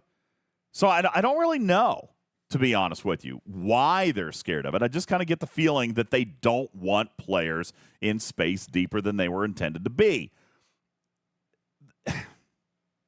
Could it be mining nodes? I don't know. Maybe. I mean, I don't know. See, and by the way, this is something that while there is a problem, let's say, with players clogging up mining nodes, and I get that. It's a possibility, right? Then you guys say you want a narrowing of the PvP bans, but that's why they can't do it. What if a level 60 needs to clear a level 40 off of a node in G6 space. They got to be able to do that. So, but by the way, I'm not arguing for not changing PvP bans. I'm just saying there's logic and scenarios that have to be played out very broadly for things like that to have to happen. And I genuinely think they just don't want to have to deal with those problems. I don't think they want to have to deal with hearing that there are G4 players sitting on G6 nodes clogging them up and the G6 players can't clear them. I mean, that happened. Let's not go back and pretend that there are not scenarios that you have personally lived through where players clogged up nodes. I remember Ops 14. You know that up until Ops 15, you can't attack a player in this game. Right? You guys know that, right? So 5 years ago when we're playing this game and you were an Ops 16 player and an Ops 14 player. Oh, is it Ops 10 now? Okay, maybe. Might have been 10. I don't remember. But that's right, Schwag. Level 17s that still to this day have sat on nodes for weeks on end because nobody on your server can clear them. Divine says, I have an Ops 14 right now that is stuck on a node. He's been there for weeks. You know? I kind of get it. So I understand their hesitation. I understand their fear. I think you can design your way around that, though, to be honest with you, but that's just me. I think the spatial rip technology is, as Rev says, DOA. I think you cannot do it. It will not benefit anybody at any time for any reason until they fix that. Now, the refinery, on the other hand, might be the best refinery in the game since DS9. And by the way, I'm not referring to, I know that the X-Borg update was huge, and that is huge. That is absolutely massive. I don't know, I don't particularly feel like that is a refinery. They are fundamentally different. Dragon Keeper says, question mark. It's fundamentally different than the faction store that X-Borg is. But now, if you include X-Borg into that, I mean, that's right up there. It's in the top 2, top 3. But yeah, the Gorn Eviscerator Refinery is very good. Day 1 sourcing, great artifact sourcing. Day 1 sourcing on officers, great artifact sourcing. Tarpitude says a lot of clicks. Yeah, but at least you're getting something for them. Materials, not as many materials as you can get through DS9, but you still get some. All right? But, I mean, I like the artifact shards. And let's not pretend. I have been a fan of artifacts since the day they came out. A lot of people laughed at me way back in the day. Bubba liked artifacts. Look how central they've become today. They're very important. Benny Hill says, so what you're saying, DJ, is we're basically paying $100 for the Gorn refinery. That's probably a very boiled down way of putting it. Sure. You're not paying for the Gorn refinery. You're paying for early access to the Gorn refinery because everybody's going to get it. So you're paying for what will end up being between 100 and 130 days worth of early access to the Gorn refinery. Well, we did the math on this. Jules helped us do the math. Let's pretend it's 130 days. Do you know how many officer shards that is, guys? Let's pretend that you stay at Tier 2 on this ship for 100 days. By the way, they're not. Okay? You're not. You can get to, I think, Tier 2 after 11 days. Tier 3 after what? Another 14. And then I think Tier 4 after a total of like 45 days. All right? But let's just use the Tier 2 average, which is 2 shards per day. Average. Let's say it's as good as 100 days. All right? I don't know what it's going to be. Could be 130, could be 100, no idea. Let's just say that it's an average of 2 shards per day, and let's call it 100 days. That's 200 Strange New Worlds officer shards over the next 3 months. Is that worth $100 now? I mean, if they were offering me 200 shards for $100, you bet your ass I'd buy it. That's what it's giving you. All right. What about artifact shards? That's a bigger one. I'm getting much better averages in there. I'm probably averaging 4 artifact shards a day. 100 days, 400 artifact shards. Temporal, mind you. The new ones. Is that worth $100? They offered me 400 temporal artifact shards today for $100. I'd probably buy it.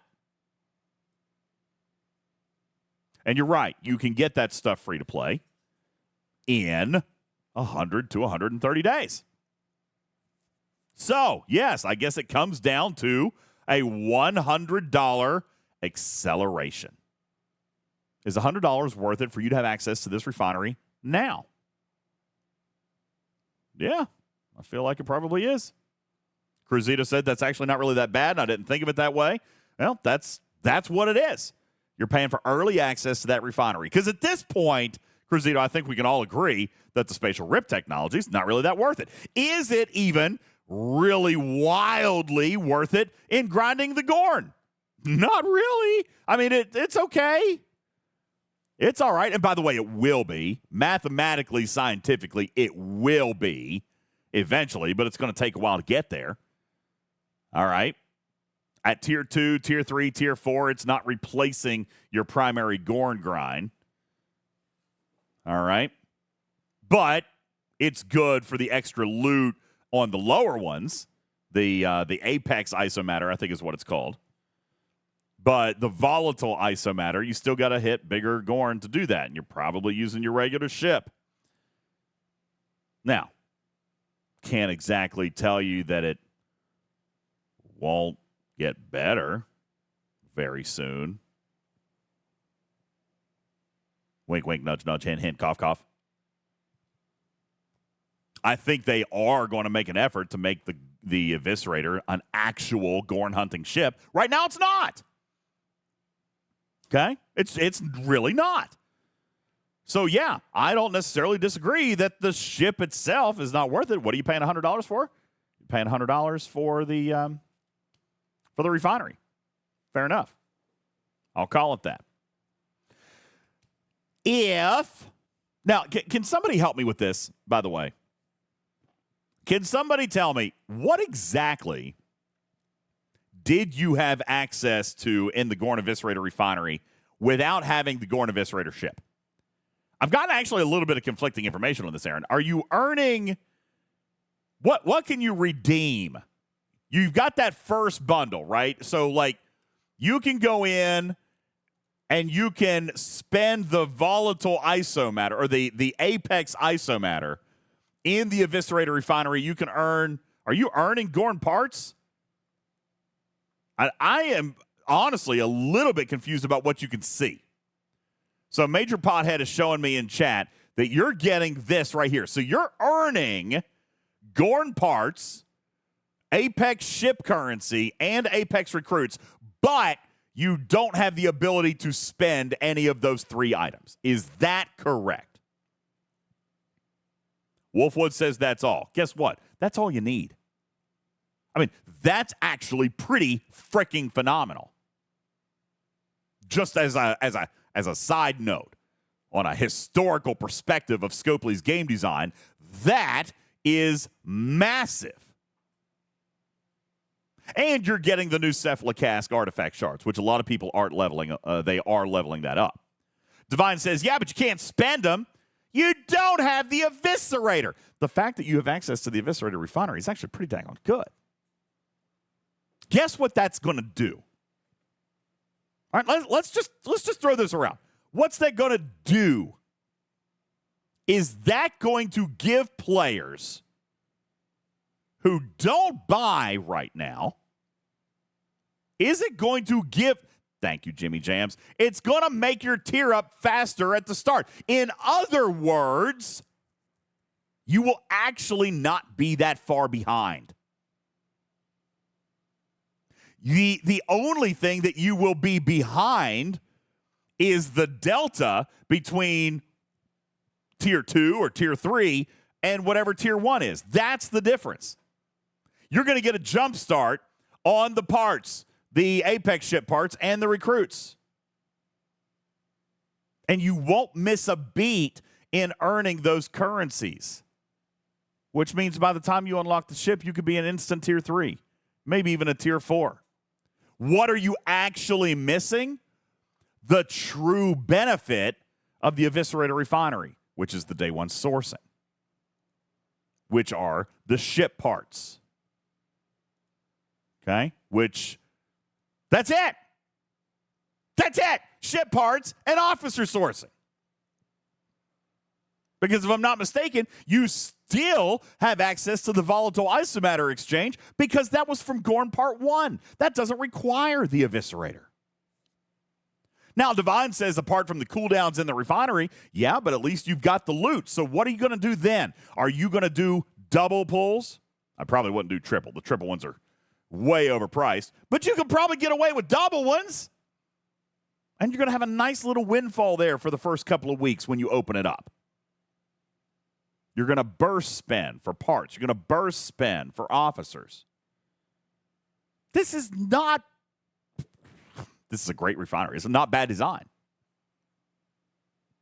Mimi says, I don't even have to guess. I mathed it out as being an instant tier 5 once it's finally unlocked, assuming that it's 100 days from the start of the event. Which would put you at what? I guess technically 130 days, right? So if you're doing that math based on 130 days, it's an instant tier 5.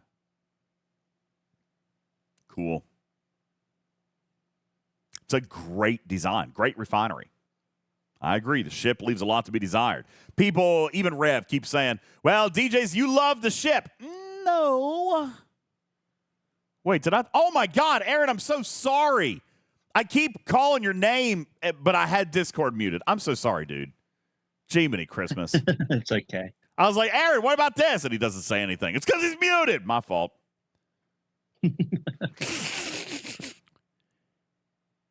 So people keep confusing my love for the Eviscerator for my love for the content.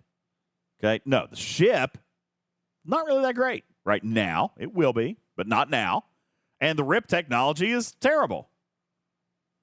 The refinery is golden, though.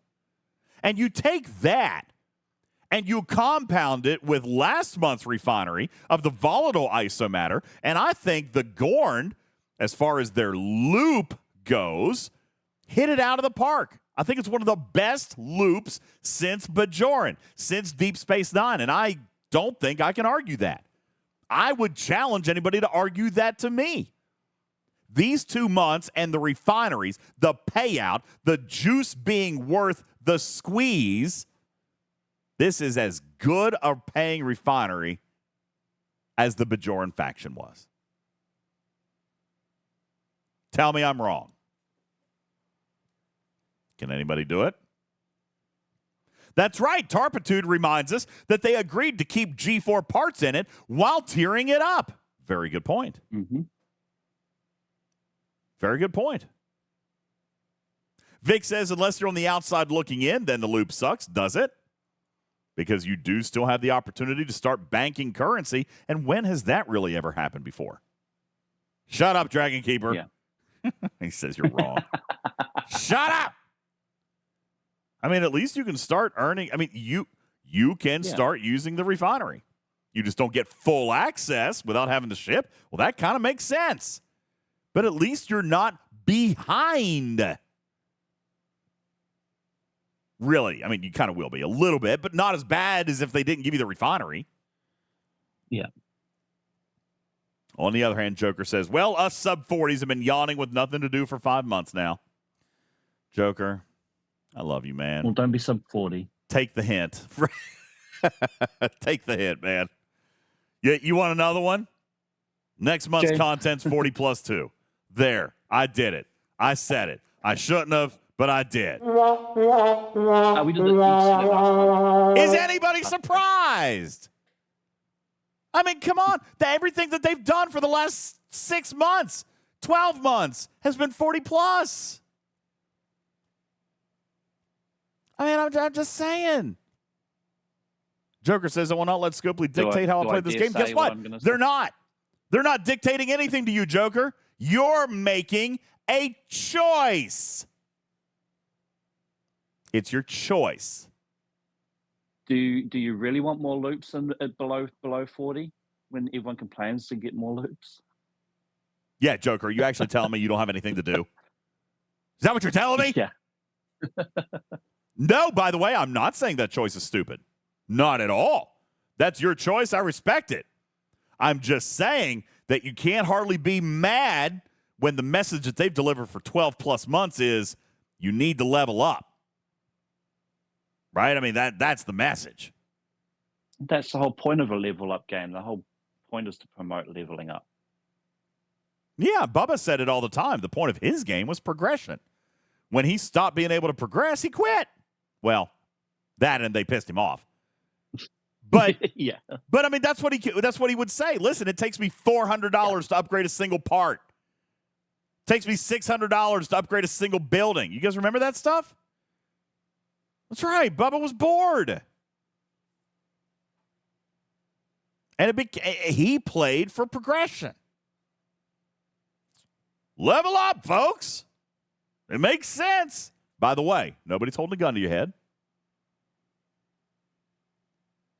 Rhino says, why are you not leveling up over 40? Don't follow Rev or DJ's outdated and inaccurate checklist. First of all, that's like 3 years old, Rhino. And I have said very loudly and publicly, even tonight over on Rev's channel, don't camp anymore. I said it, don't camp. Yeah.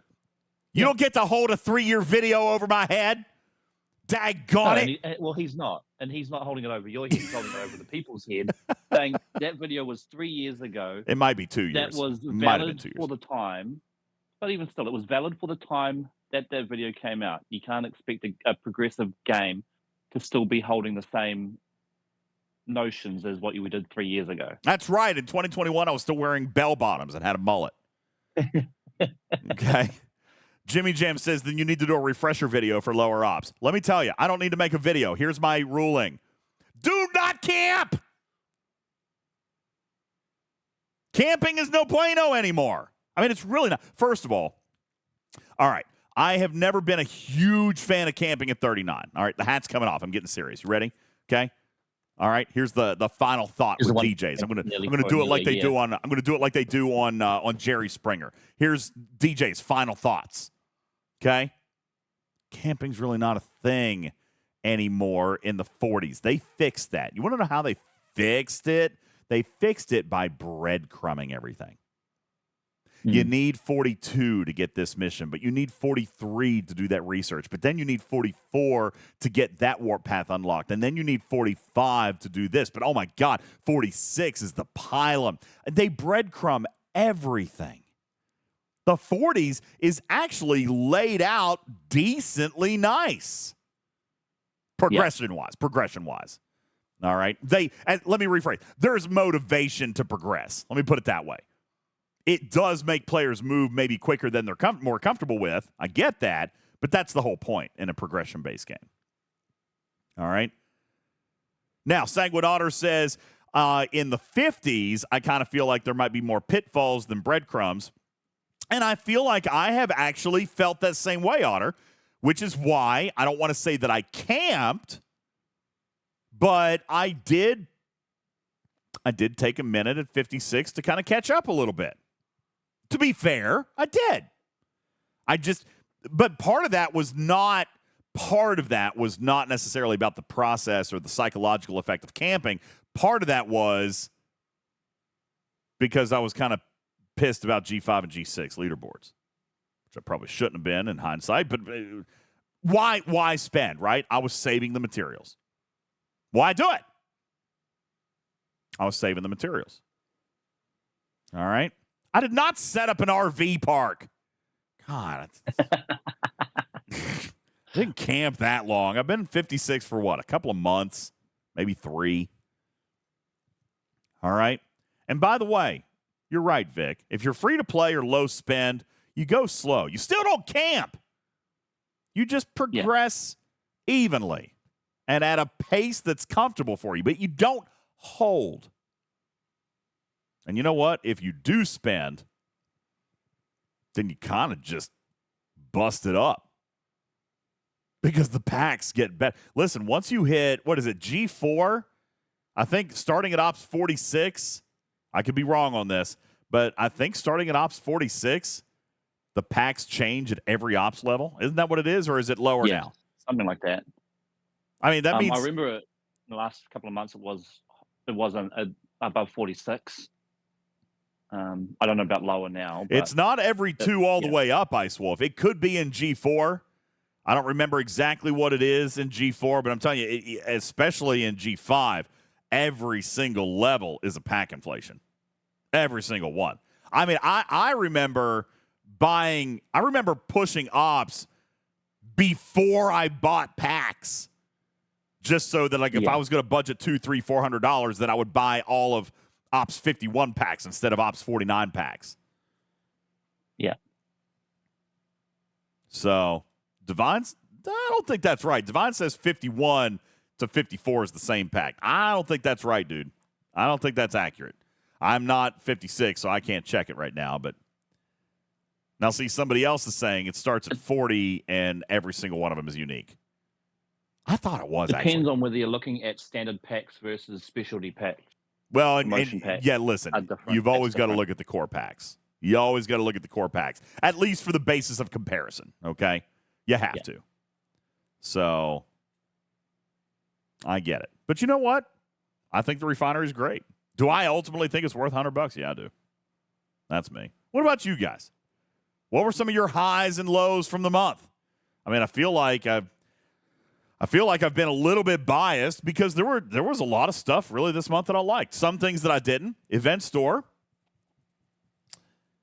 That was not good. It was not great. It was fine. You know, I had this funny thing, Aaron. Me and Rev and Hammy were talking about how the event store was fine. You know, like it was fine. Wasn't great. Wasn't bad. It was fine. You know what I'm saying? Is that the fine that a woman tells you, yeah, I'm fine? Yeah. It was kind of like that. It's like, fine. It's fine. You know? So these jeans make my butt look good. Yeah, they're fine. You don't say things. That's not a good thing, right? That's fine. No. All right? It's fine. Not as exciting as I would have liked for it to have been. I did ultimately get a Tier 4 chapel, which I think was the most valuable thing to me in that entire store, and I think it was for a lot of people. I think chapel was probably the singular item that anybody less than a whale should have been focused on. Because, man, does she add some capability to this game. Chapel is so massive. She is right up there with 5 of 11 in terms of usability in this game. The only thing they didn't do for her is let her work in Armadas. And by the way, that's something you guys need to pay attention to. I kind of forgot about it at the beginning, and I was flying her for Armadas. She doesn't activate in Armadas. She's PvE only. All right, but and when I PvE only, PvE hostile grind only. She doesn't work against Armadas, but she is so game changing. She is so Shut up, Snake Eyes. He's like, you mean you didn't buy Uncommon Crystal instead of Officer Shards? He's reminding me of my Payflower days. See, all right, for those of you who are new and don't remember that story, that is a very old story, jackass, of when I bought G3 Uncommon Crystal instead of John Harrison Shards. Harrison, yeah. Shut up. Yes, Yeah, I skipped on Harrison for G3 Uncommon Crystal. Yes. Yes, I did. Vic says, to be fair, DJ's Crystal's always been a problem. I know. That's what I felt at the time. All right. That's what I felt at the time. So, yeah, event store, fine. Whatever, fine. Chapel remains my all-star. Okay? Very, very good. Anybody else? Swami Gooner says, I might be a little bit fussy, But anybody else get annoyed by getting extra 2 banners for every hostile for 2 solid months? Yeah, I flew in Battle Bridge mode a lot. I did, Swami. I flew in Battle Bridge mode a lot because I agree that... Now, listen, fundamentally, I actually love the events that span the arcs, okay? I actually really like that. I thought that was very cool. And by the way, the brackets on those, very good. I'm pretty sure those were broken down by ops. Like, I wasn't competing against Jonathan Ingram in that one. All right, I felt, by 2 ops. Tarpitude says by pairs. Still flipping great. That was awesome. I felt very good about that. So I like those events, but you're right, the banners were a little rough. But, I mean, at least they gave you a tool for that. I just flew in Battle Bridge mode. So, you can get around that pretty easy. Just activate your Battle Bridge. Pow. And the banners go away. But then, on the other hand, you trade off not being able to see, your progress in the event. So, you pop it back on once in a while to see one banner, and then you turn it back on. McShiz says Battle Bridge. Is that Ripper's mod? No. You can do that in the game. Battle Bridge is the little button down here at the bottom of your bottom right-hand corner of your screen. I'll take a little picture of it and put it in case you guys don't know what it is. I'll put it in the graphics room. Battle Bridge is that little tiny, I don't know. It's right underneath the exocomp button. Like in the what the hell position you call it? When you're in system view. Yeah, it's in system view. Doesn't work in galaxy view. In system view, all right. The button in the bottom right hand corner. I call it Battle Bridge. I don't know, what did they call it? I don't remember what they actually called it.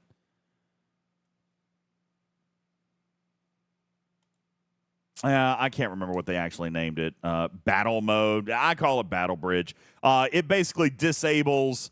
It disables and it gives you more landscape. It gives you basically a full screen view. It still shows a banner, but it's only the victory banner. Which, by the way, turn them all off. Why do I need the victory banner? It still shows the victory banner for some weird reason, but nonetheless. It also hides all the buttons and gives you more landscape to work with. It's great for waves. Oh yeah, I fly with Battle Bridge mode on a lot, to be honest with you. I like it. It's a cleaner desktop. It's a cleaner interface. So, but anyway, that will help you do that if you want to get rid of those banners. All right. What else? Anything else? I want to get ready to probably wrap up the show in the next few minutes, but I feel like I've just rattled on, Aaron. Nobody's been up here to fight with me except for Dragon Keeper, and I'm just ignoring him now.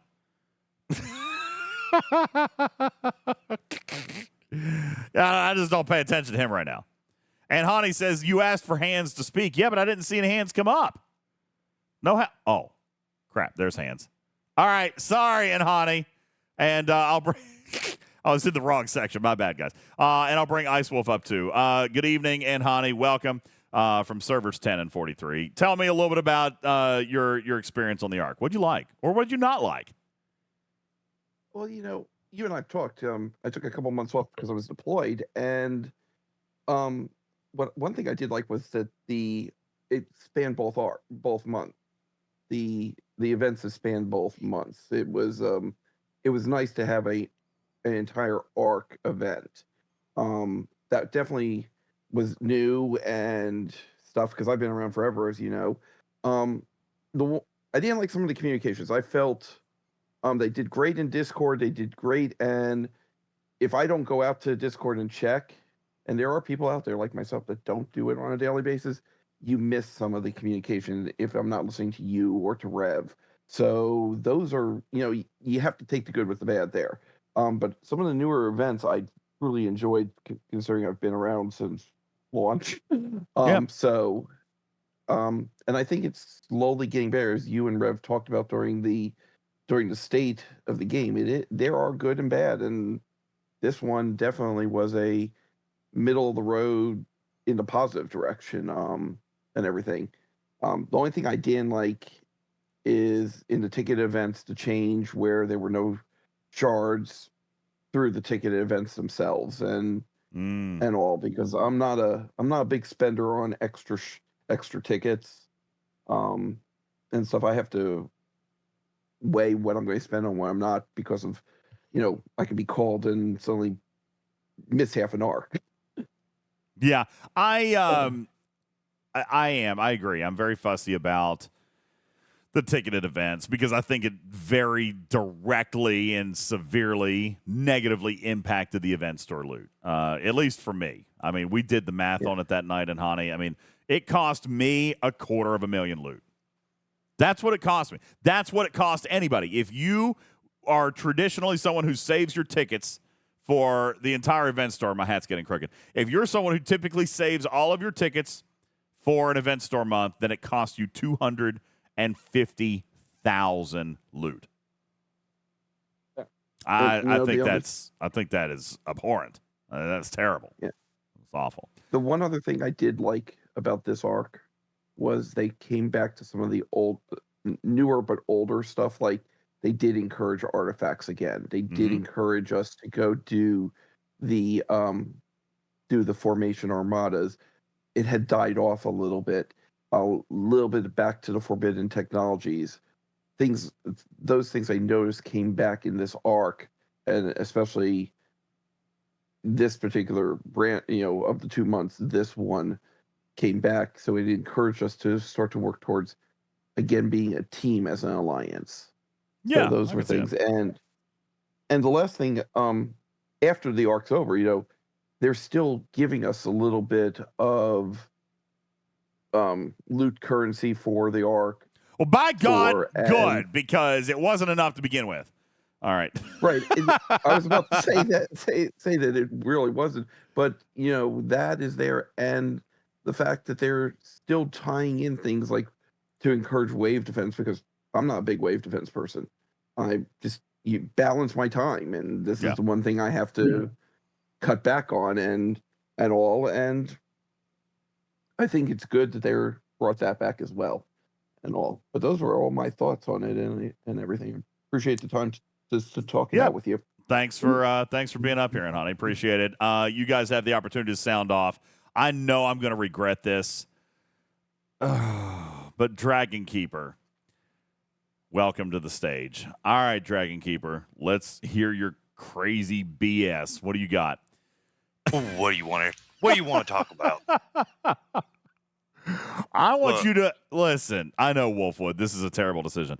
I want to know. I mean, I guess I don't know. Why is grass blue? Tell me. Hey, Kentucky is the bluegrass state. No, it's not actually blue, dude. Oh, if you wouldn't. Well, the ones you smoke is. Oh, we ain't talking about that one. No, Jesus Christ. Actually, all right. Yes. Chapel was great. Chapel was great.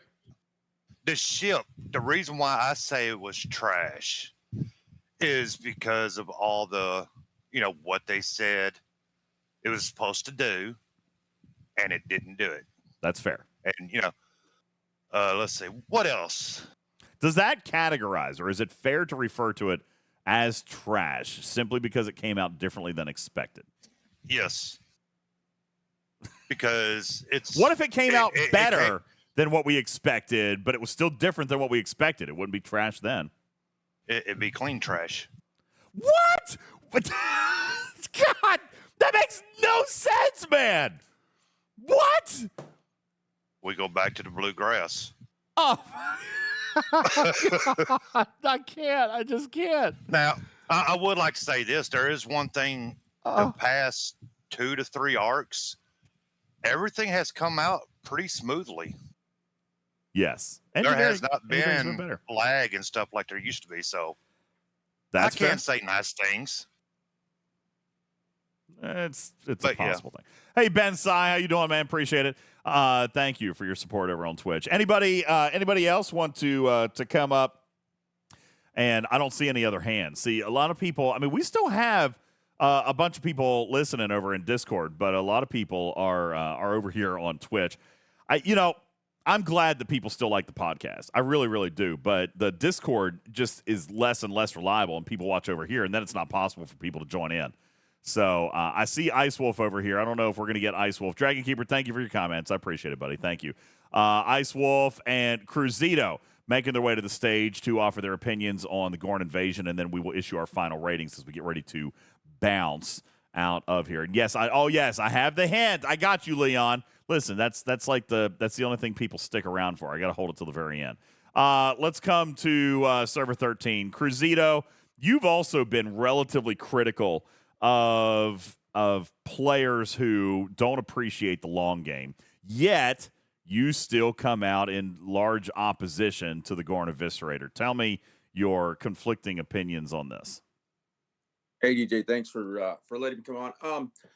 So I guess for me, right? So I just jumped into the G6 land, and I think the one thing for me, I was already grinding the Gorn, no problem with the ships that I got. I did get the ship because I thought I was going to be able to help out my alliance. We've got a lot of lower level players, so I was like, hey, I can bring them over. The fact that I couldn't, that disappointed me. But I also think that in order for me to go grind with the Eviscerator, I was having to go down to the 40, what was that? I think 49 is where I'm at. And it just takes so much longer there where I could have been taking care of that with my other ships. I agree. I actually brought that up with Hammy. I don't know if you saw that. It wasn't tonight. It was on our interview with him. I said, listen, I kind of still, at this point, now I agree with him that eventually it's going to be fine when it's tiered up. But right now, it is technically kind of a second loop because I need Apex with the Gorn, but I need my regular ship with the Volatile, right?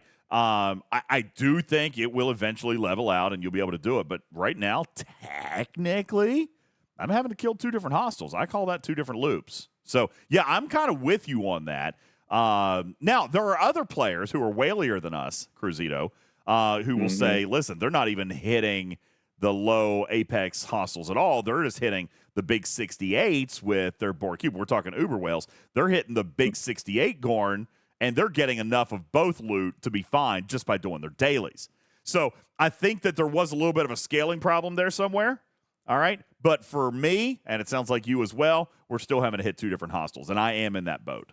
So yeah, I mean it's 64, so I just got my G6, the uncommon, but I got to get it to tier 9 to be able to use the Borg or get the Borg up to where I need to be able to go do that. So I think once I do that, then yeah, it's not going to be a problem anymore. But at least in this range right now, that was the biggest part. I will say, positives though, and I did post it. We did get a lot more in-game news stuff. So whoever's doing that, they're doing great on that. We're at least getting a little bit more of it. And I do think, though, concepts, because I've been talking to my alliance, again, lower level players.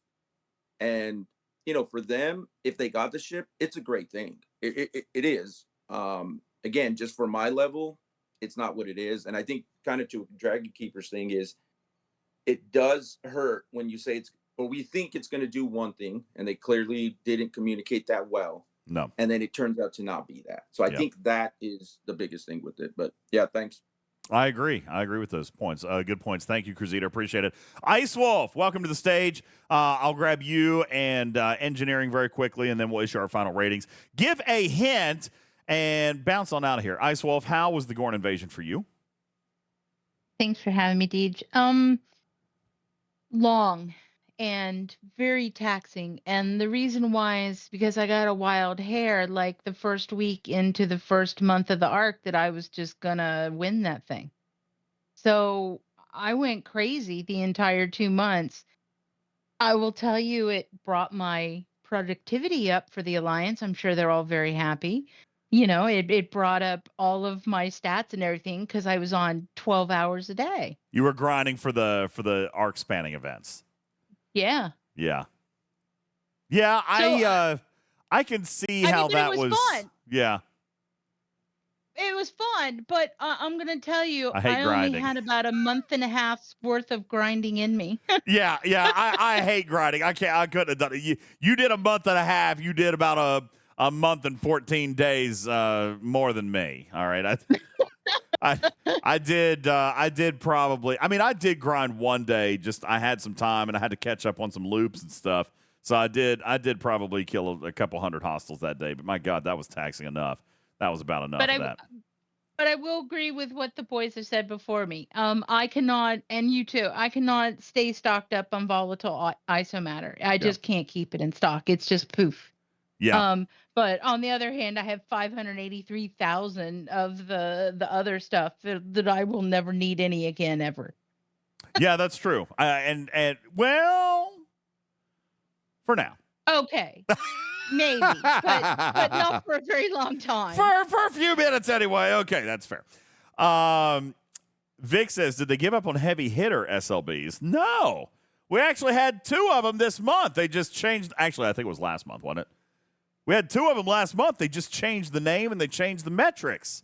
Okay? Yeah. Heavy hitter is an event that has evolved over time. So, heavy hitter itself didn't show up like the way we're used to it, but the same concept of event. And that event has morphed a couple of times since it started. So, yeah, no, I don't think we did actually have one this month, but there were 2 heavy hitters last month.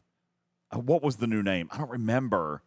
There were 2 different variations of heavy hitter last month. They did name it something else. It was like an 8-tier event or 10-tier, and it was the one for Sam Kirk, because I remember it was going up and up and up forever, and I thought, I'm done. That's what I thought. I'm done. Yeah. There was also, I think there was a solo leaderboard, too, because we identified that if you did it, and this is where John ended up proving me wrong, if you did it with Zindi aquatic battleships and the NX-01, it actually, that was the way to win. Right, yes. You had to have those tokens, and you had to be able to grind with the NX-01. So that is what ended up being that version's, winner. But that's evolved a couple of times. That's right. It was called Who Has the NX-01. That's right. Right, and I will say that before I take off, that yes, I had 45 of those tokens. Thank you very much, and plenty of time to grind. So, yeah. Yeah, I didn't have nearly as many, but I'm sure that Morbid John had a bunch of those too. Thank you, Ice Wolf. I appreciate it. Thank you. Thanks for being up here. Engineering, you get the final word tonight. Welcome into the stage. C Engineering. How did the Gorn invasion treat you, my friend? You're muted. We might not get you. You muted, man. Oh. All right, I don't think we're going to get him. Dragon Keeper says, check my screenshot. What screenshot? I don't even see anything from. Oh, wait, this. Oh, you want me to read Lube's hint? I'm actually happy to do that. He is brilliant with his hints. He said, oh, there's Engineering. Hey, Engineering, you got the final word? You want the final word? We still don't have him. All right, he found the mute button, but he probably turned his phone sideways. Daggone it. AJ says, aquatic battleships a bit unpredictable for me lately. You know what? I felt the same thing. And then you know what? I realized I was forgetting my fortification. You need Titan fortification unless you're like tier 5 or 6 or 7 on your NX-01, which I'm not. So I was missing my Titan fortification, and then it got more stable. Ben Sai says, who is here on server 10? Shout out server 10. Wow, what's going on? Are you beating them or losing to them? AJ says, even with fortification, it's been a bit wonky. Mine's been reliable as long as I follow the chart. All right, it's been reliable as long as I follow the chart there. So, all right, final ratings time, and then we are going to issue you a hint, and I will read to you Lube's hint. Yes, Stewie Do, he is brilliant. Why, did you write it? He claimed that he wrote it. As a matter of fact, here, I'll read you his message. Hang on a second. Let me find it here. I said, man. Oh, wait, that was you that sent it to me. I thought it was Lube. Okay, that was you. Yes, you're brilliant. Sorry, it was Stewie Do. It was Stewie Doo who wrote this. And I was like, dang, man. This is really good. Like, these are super, super deep. Like, I don't know how you get that deep, man. They're deep. My brain doesn't even function on the level yours does. That's crazy. All right, but we are going to do it. All right, rating the Ark. I feel like I don't have a panel to go around. As a matter of fact, there's nobody on the stage. So I'm going to have to do this the old-fashioned way, which means I'm going to have to hit the button, and you guys are going to have to sound off in chat. All right, you guys are going to have to do it for me. I don't have a panel. Cruzito kicking us off a 7.5. Really? 7.5. Okay.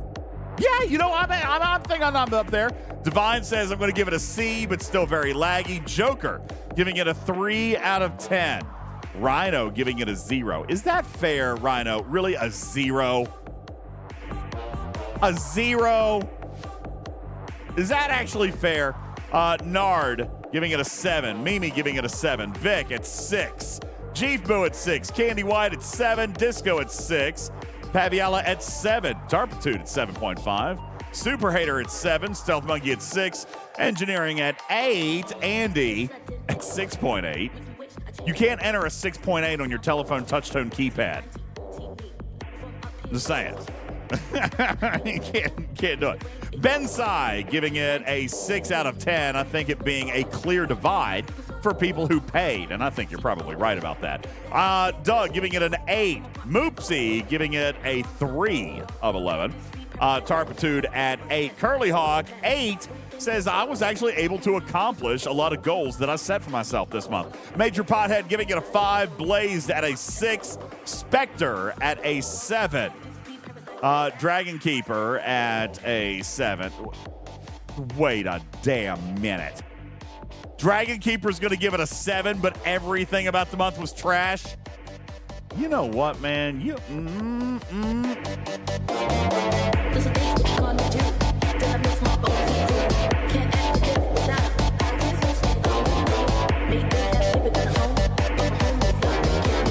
Continuing on, Calamastasticity says solid, but an uninspiring 7. Thank you. Spectre at a 7. Ice Wolf at an 8.5. Jifu says Dragon Keeper is easy to please. Doesn't feel like it. Master Viper at a 4. Meshken at a 5 says my biggest complaint was low loot and nothing really good without spending. General Darkfire saying a 5. Loot too low. A lot of people focused on the event store, it looks like. I don't disagree. And Hani says I'm going to go with an 8. Krusty Denome giving it a 6. Scalyback at a 5, saying that free-to-play needed event store loot in the ticketed events. There you go. All right. Iron Chef. What is that? No way! All right, Ice Wolf. You said that you were grinding out real big? Look at this from Dr. Iron Chef.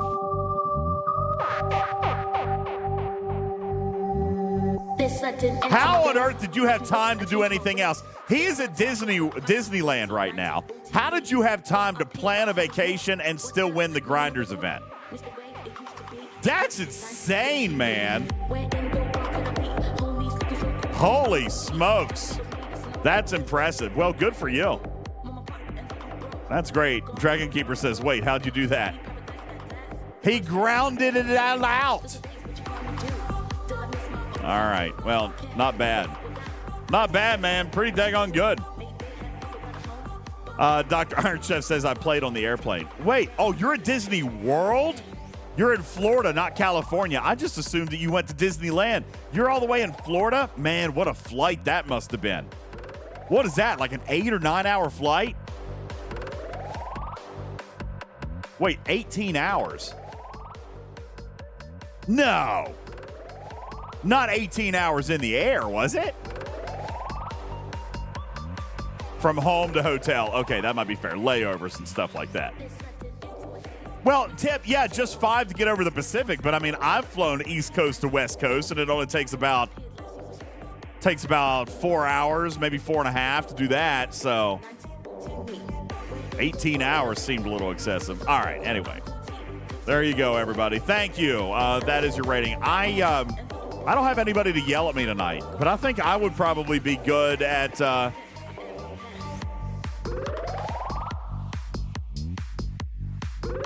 I was going to say an 8, but I think I'm going to go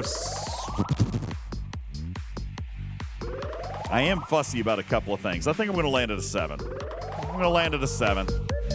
Going 7. That's it. Yay.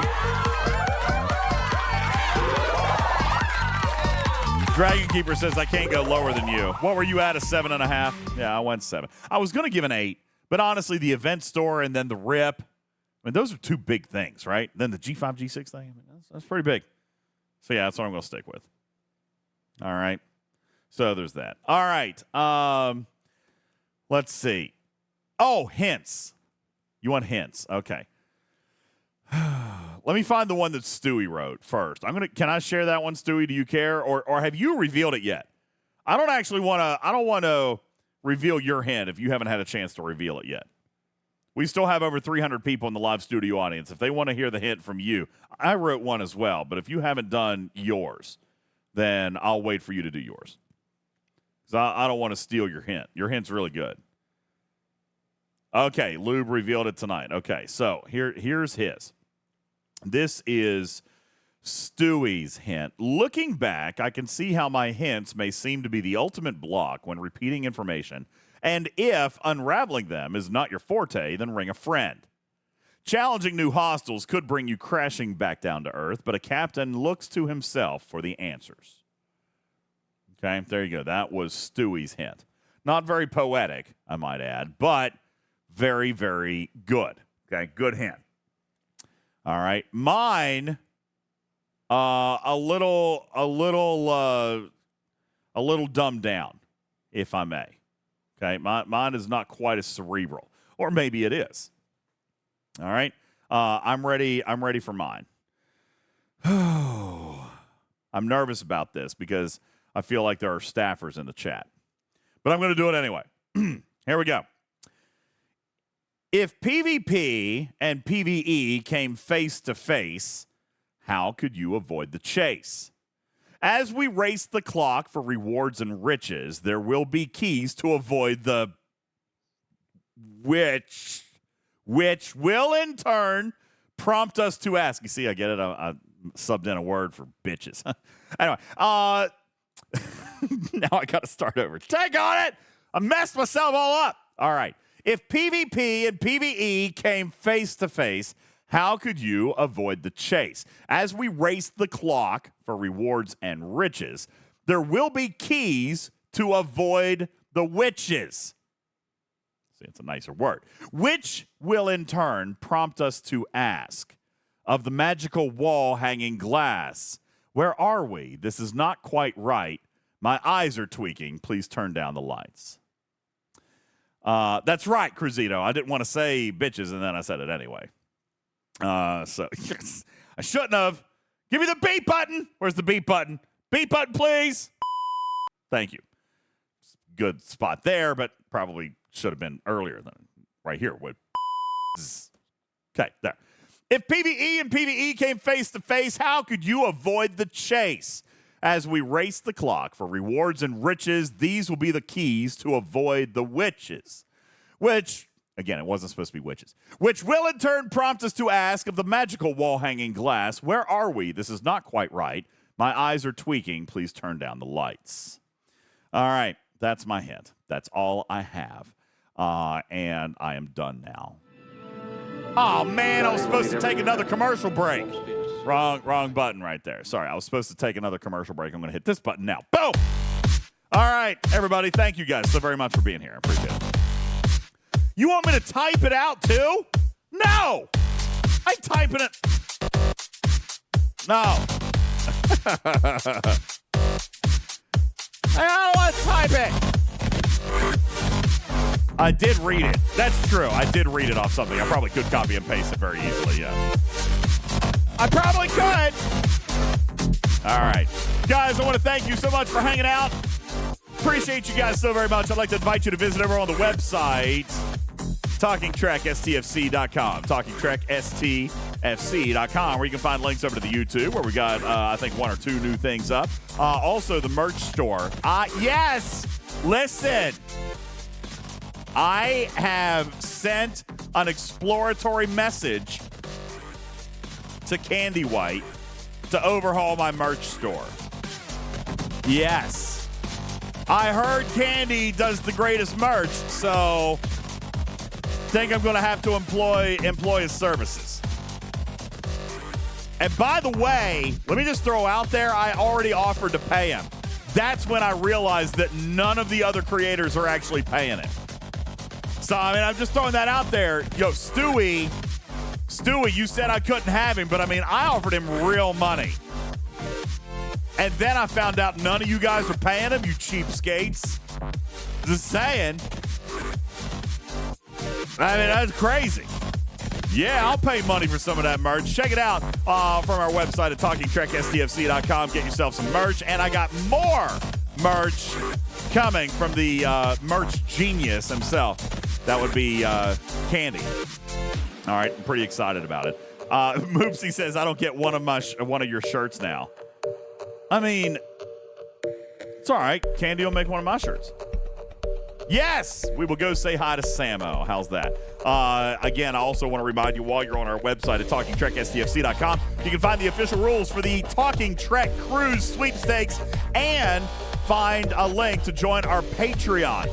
All right, where I'm not going to actually now have time to read the names because I forgot about it. But I do want to say thank you so very much to all of the Patreons and remind you that this is a chance for you to get entries into the Talking Trek Cruise is by joining our Patreon at TalkingTrekSTFC.com. My name is UltimatDJz, your friendly neighborhood cat person. Saying me out for now. Love you, to catch you on the next one. Have a great night, everybody. See ya Sunday. Yeah.